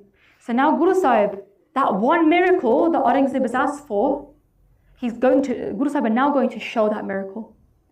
And they say that go tell the king, go tell Aurangzeb first, to go find the most sharp sword that he can find, sharpen it, make sure he sharpens it as best as he can, and go get him to wrap it up with a piece of paper. And with that piece of paper, tie a very thin thread around it. Ask him to look for the best warrior in the world that he can find, who was trained to use these weapons, who will sharpen that weapon, and he knows the body very well. Instruct him to strike my neck with that sword. But I tell you this today, he will not even be able to cut the paper that is wrapped on that sword. That is the power of my name. I want you to attempt this, and the result of it you will see, and then you'll find out the true meaning of my name. If you don't believe in my words, you can test it out and find out for yourself. So then the Qazis, after talking to Guru Tegh Bahadur Sahib Ji Maharaj, asking them about their name, they run back to Aurangzeb. And they said, when we asked him to show off his powers, this is how he responded. He refused, but he told us his name and the meaning of his name. He said to go get the sharpest sword that you can find and wrap a piece of paper around it with a thread. And then they say to him now, because the Ghazis always whisper things into Aurangzeb's ears, he said, you should test this out. Go find out for yourself now, because what you've done is, you've asked Guru Sahib now, you can't back down now. If you back down now, you're going to look very weak, and you're not going to look very powerful. So Aurangzeb does exactly that. He gets the best warriors that he can find, and the warriors wrap the sword, they sharpen the sword as best as they can, and they wrap it up with a piece of paper. Now, Sri Guru Ditta Ji at this point are the only person with Guru Sahib, and they do Guru Sahib Ji's seva as much as possible. So then, what happens is, Guru Tegh Bahadur Sahib Ji then say to Sri Guru Ditta Ji that when I am gone, you will have the freedom to do whatever you want. Because you did my seva, you will be blessed, and you can do whatever you want. But Sri Guru Ditta Ji then said to Guru Sahib that no, there's no way that I want to stay if Guru Sahib, you are not in this earth. If you leave, then I want to leave as well with you. So to Sri Guru Ditta Ji, what Guru Sahib Ji say is, when I'm about to pass away and leave this earth, when I give my Shaheedi, I want you to go approximately 5 kilometers to the area where your forefather Baba Buddha Ji stayed in Gwalior Fort. I want you to go there, and you can very peacefully leave your body and go to Sachkhand at this point. So this is the bachan that they gave to Sri Guru Ditta Ji.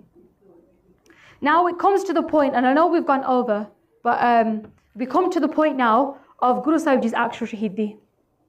So now at this point, the scene has been created. The officers are there. The sword has been sharpened as much as possible.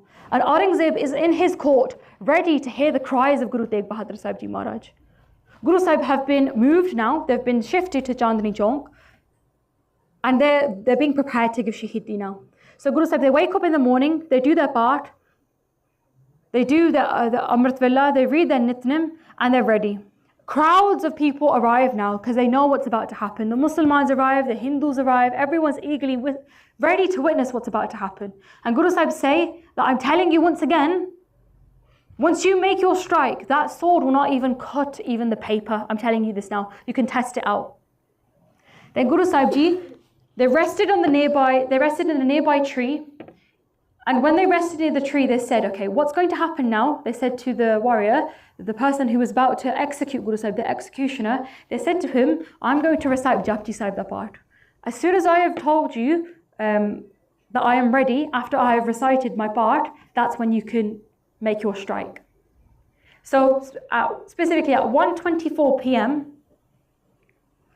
Guru Sahib then recited Japji Sahib their part. They completed their part. They gave the sign to the executioner to make the strike.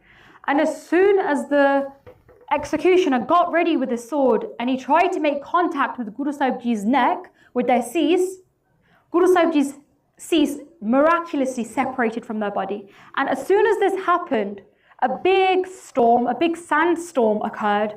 Darkness occurred everywhere. And it was complete chaos. So the whole scene in the Katha completely changes now. And it gets very, very dark. There's chaos everywhere. People are running left, people are running right. And what happens is the bachan that Guru Sahib gave to Bhai Jetha Ji before, as they gave a bachan to Sri Guru Ditta Ji, they gave the same similar bachan to Bhai Jetha Ji, because Bhai Jetha Ji said to Guru Sahib, please give me some sort of updesh, give me some sort of order that I can do. And Guru Sahib said, when the time comes, I will need you to grab my cease and run.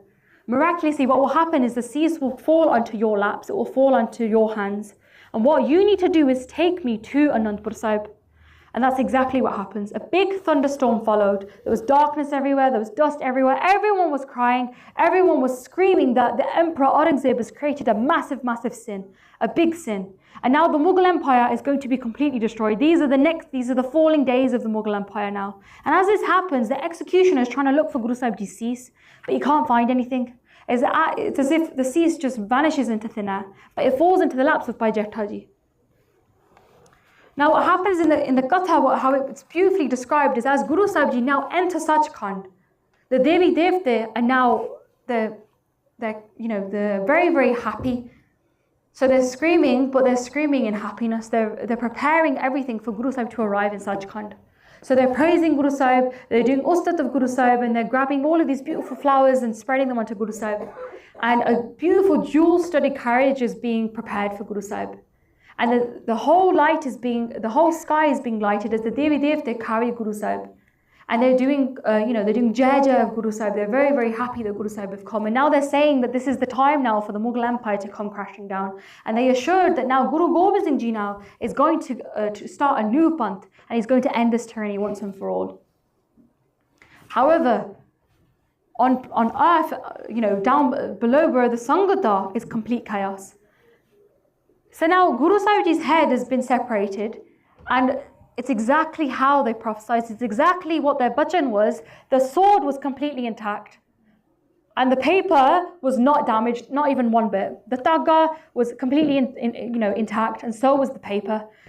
So what happened was the executioner saw this happen. He saw the chaos that occurred, and he's thinking to himself, everything that Guru Sahib Ji described is, word for word, everything that they described, that is what happened. So what they know now is that they have to deliver this news to Aurangzeb, and Aurangzeb has not heard anything from Guru Sahib. If anything, he's hearing the cries of the Sangat, he's hearing, the chaos that's occurring. So he goes back, and the executioner comes back and sees Aurangzeb. And Aurangzeb is ready to see blood, he's ready to see, the cease of Guru Sahib, but instead he sees a very beautiful, clean, sharp sword, and he's confused.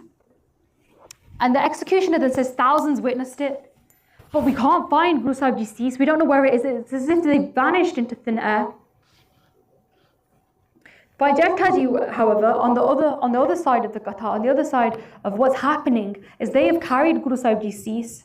And as they're traveling, they're not stopping, they're not resting, they're going at a very quick pace, and they're running. And as they're running, all they're thinking is, Guru Sahib Ji, please protect me.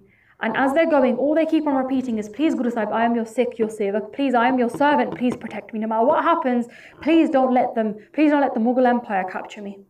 So they arrived at Kiratpur Sahib, and they arrived successfully with Guru Sahib Ji's cease. And at this point, this is where the cease is honoured with a Palki Sahib. There's loads of beautiful seva is done for Guru Sahib Ji's cease. So they put on a beautiful Palki Sahib. Chaur Sahib is being done in all different areas, It's been beautifully decorated with silk. Rose water is being sprayed everywhere, and flowers are being thrown everywhere where Guru Sahib is in Kiratpur Sahib. Then from Kiratpur Sahib they arrive to Anandpur Sahib, and this is where the Sangat move along with Guru Sahib, and that's where they meet Guru Gobind Singh Ji. And as this is happening, the Sangata, all they're doing is cursing Aurangzeb at this point. Then it comes to the point now where Guru Gobind Singh Ji, only 9 years old at this point, have to carry out their father's cremation. So now the Palki Sahib is lowered, Guru Sahib Ji's beautiful, beautiful, radiant face is showed to the Sangat, and Mata Nanaki Ji and Mata Gujar Kaur Ji are crying. But Guru Gobind Singh Ji is still steadfast, they're still very, very strong, and they're thinking about the bachan of their father, about what they have to do. They have to create the next empire now, they have to create the Khalsa Panth. So they carry out their father's cremation, they do parkarma around the cremation site, and then the cremation, the ceremony ends with the nardas, they give out Tegh, and they do ustat of Guru Tegh Bahadur Sahib Ji Maharaj. And then the Dastar Bandi of Guru Gobind Singh Ji as the 10th Guru is adorned on the 10th day. Then we have Lucky Shah of Najara. During all of this chaos that's occurring, you still have Guru Sahib Ji's body in the specific site in Chandni Chowk still. So now as all of this chaos is occurring, what's happening is he needs to secretly somehow do the cremation of Guru Sahib Ji's body. But what's happened is there's guards completely surrounding Guru Sahib Ji's body. So he's thinking to himself, this is really, really wrong, that Guru Sahib Ji's body is just there and no one's done any respect to it. No one's doing anything to do the cremation of Guru Sahib Ji with respect. So he thinks of a plan. So he's a very, very rich person and he owns a lot of bulls and he owns a lot of cotton carts. So what he does with his servants, with the people that work for him, he carries out a big mission, a big heist, you could call it. So what he does is he carries these cotton carts and he fills them with loads of stuff, and he comes to the police station in Chandni Chowk where Guru Sahib Ji's body is kept, and he basically he runs into the police station with these bulls with full force to the point where the police officers get scared.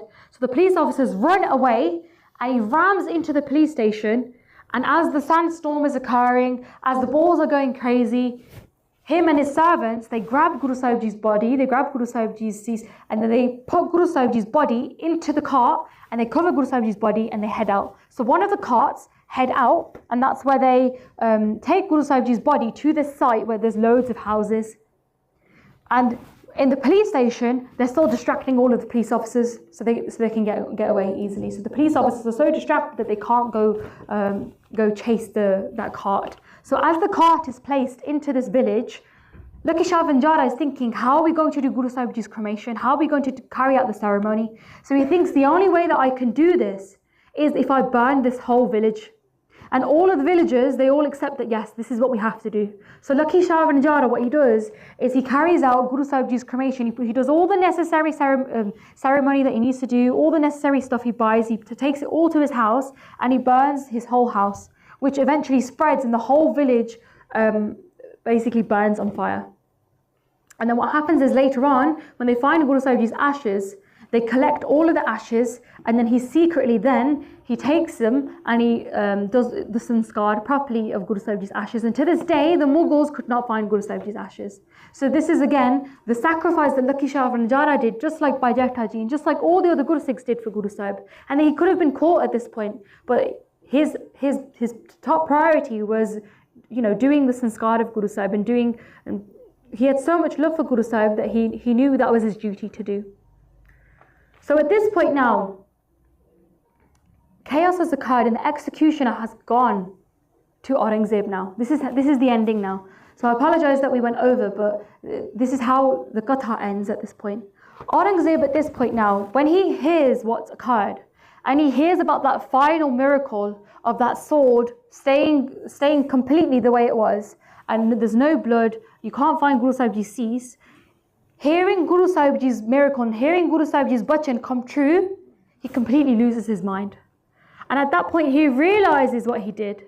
And he's very, very upset. And he says constantly, he's just speaking to himself constantly, and he's saying, every time I offered Guru Sahib riches, every time I offered Guru Sahib honor, land, anything, just for a miracle, Guru Sahib never showed me a miracle, never ever showed me a miracle.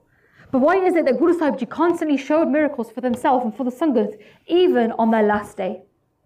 And he's so upset because his one wish of having Hindustan become an Islam state, his one wish of spreading Sharia law, he knew could never ever become true.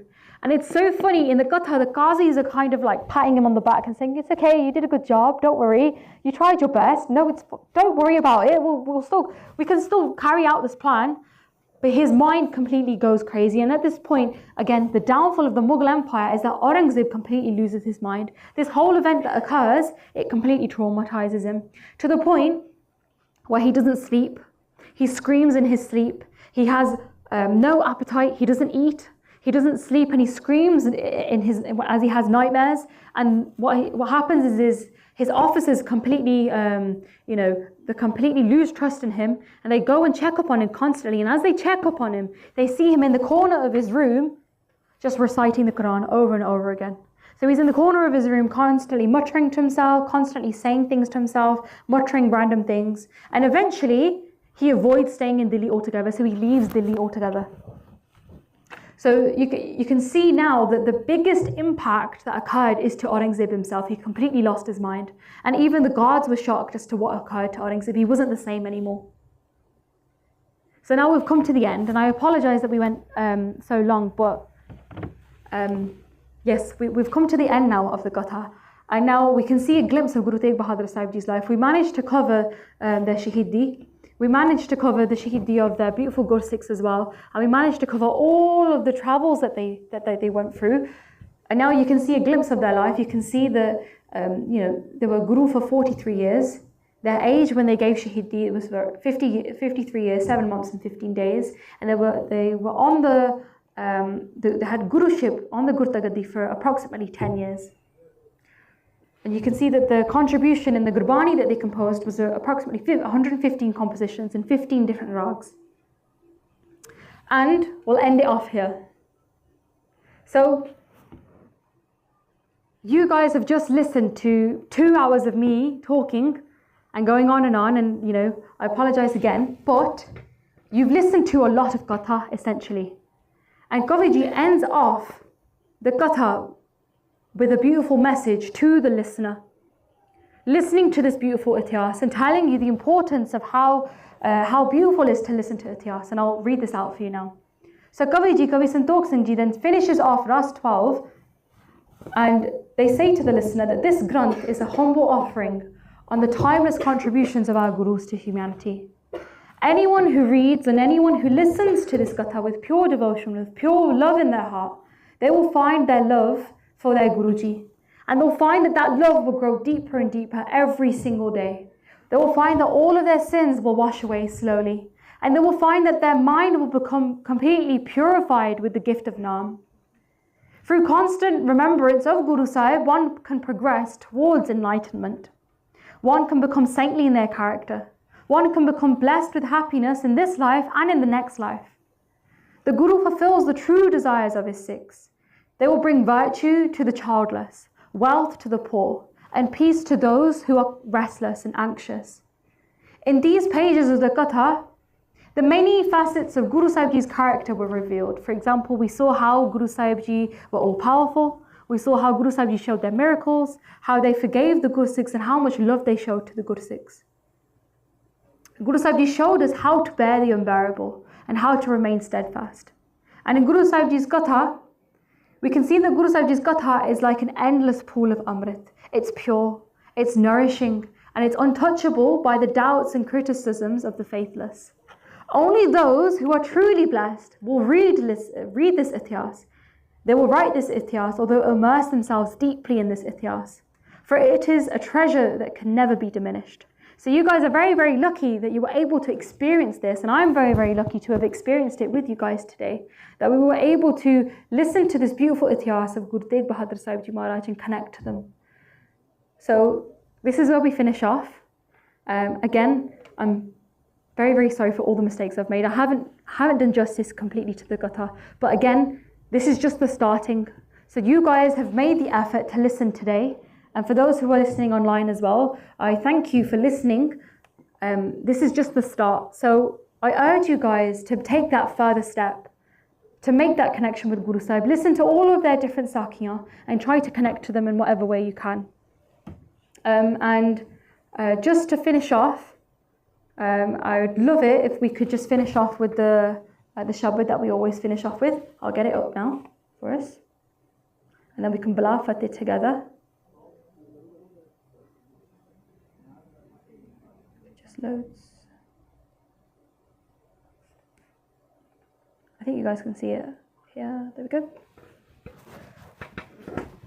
So we'll sing it together. I'll sing it and then you can sing along with me, and then we'll balafat it together and end off. And again, I thank you so much for your time. It was very, very special sharing all of these sakhiyan with you and connecting Guru Sahib together. So any of we've gone through a lot of ityas, and I think, it doesn't necessarily mean that you had to remember every single bit. As long as you manage to connect to one sakhi, that's more than enough. So whilst you recite this shabad together, I urge you guys to just think of that one story, that one sakhi that made you guys feel very, very happy on the inside, that gave you that power, gave you that shakti, gave you that love, and gave you that connection to Guru Sahib. And as you think that, just think of the charan of Guru Tegh Bahadur Sahib Ji Maharaj. Think of the seas of Guru Tegh Bahadur Sahib Ji Maharaj. Try to connect to them and feel that love as we recite together. Okay.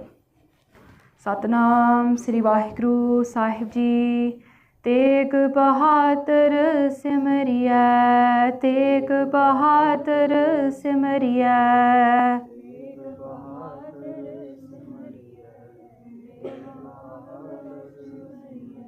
Tegh Bahadur Simriya, Tegh Bahadur Simriya.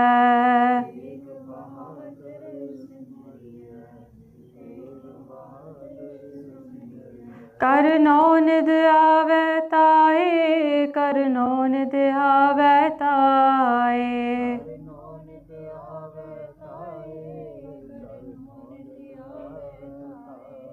Karno nid aave tae, karno nid aave tae.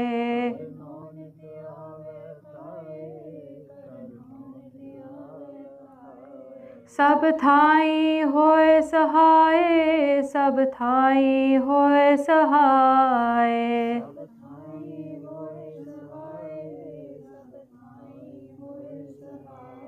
Sab thai hoye sahaye, sab thai hoye sahaye.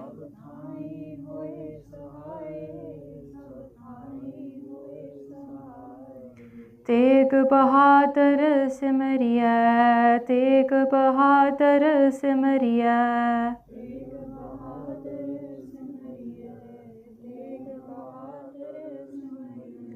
Tegh Bahadur Simriya, Tegh Bahadur Simriya.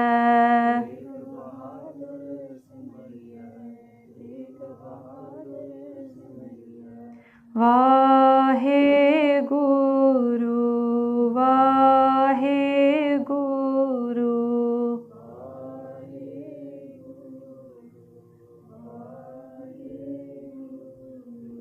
Vaheguru,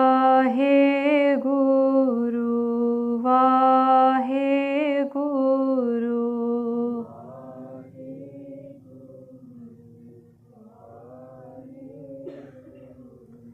Tegh Bahadur Simriya, Tegh Bahadur Simriya.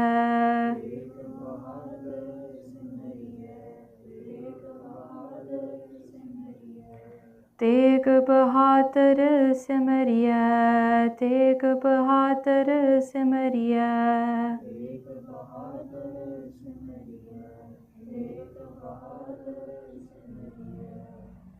Waheguru ji ਕਾ ਖਾਲਸਾ ਵਾਹਿਗੁਰੂ ਜੀ ਕੀ ਫਤਿਹ ਸਤਿ ਸ੍ਰੀ ਅਕਾਲ ਖਾਲਸਾ ਵਾਹਿਗੁਰੂ ਜੀ ਕੀ ਫਤਿਹ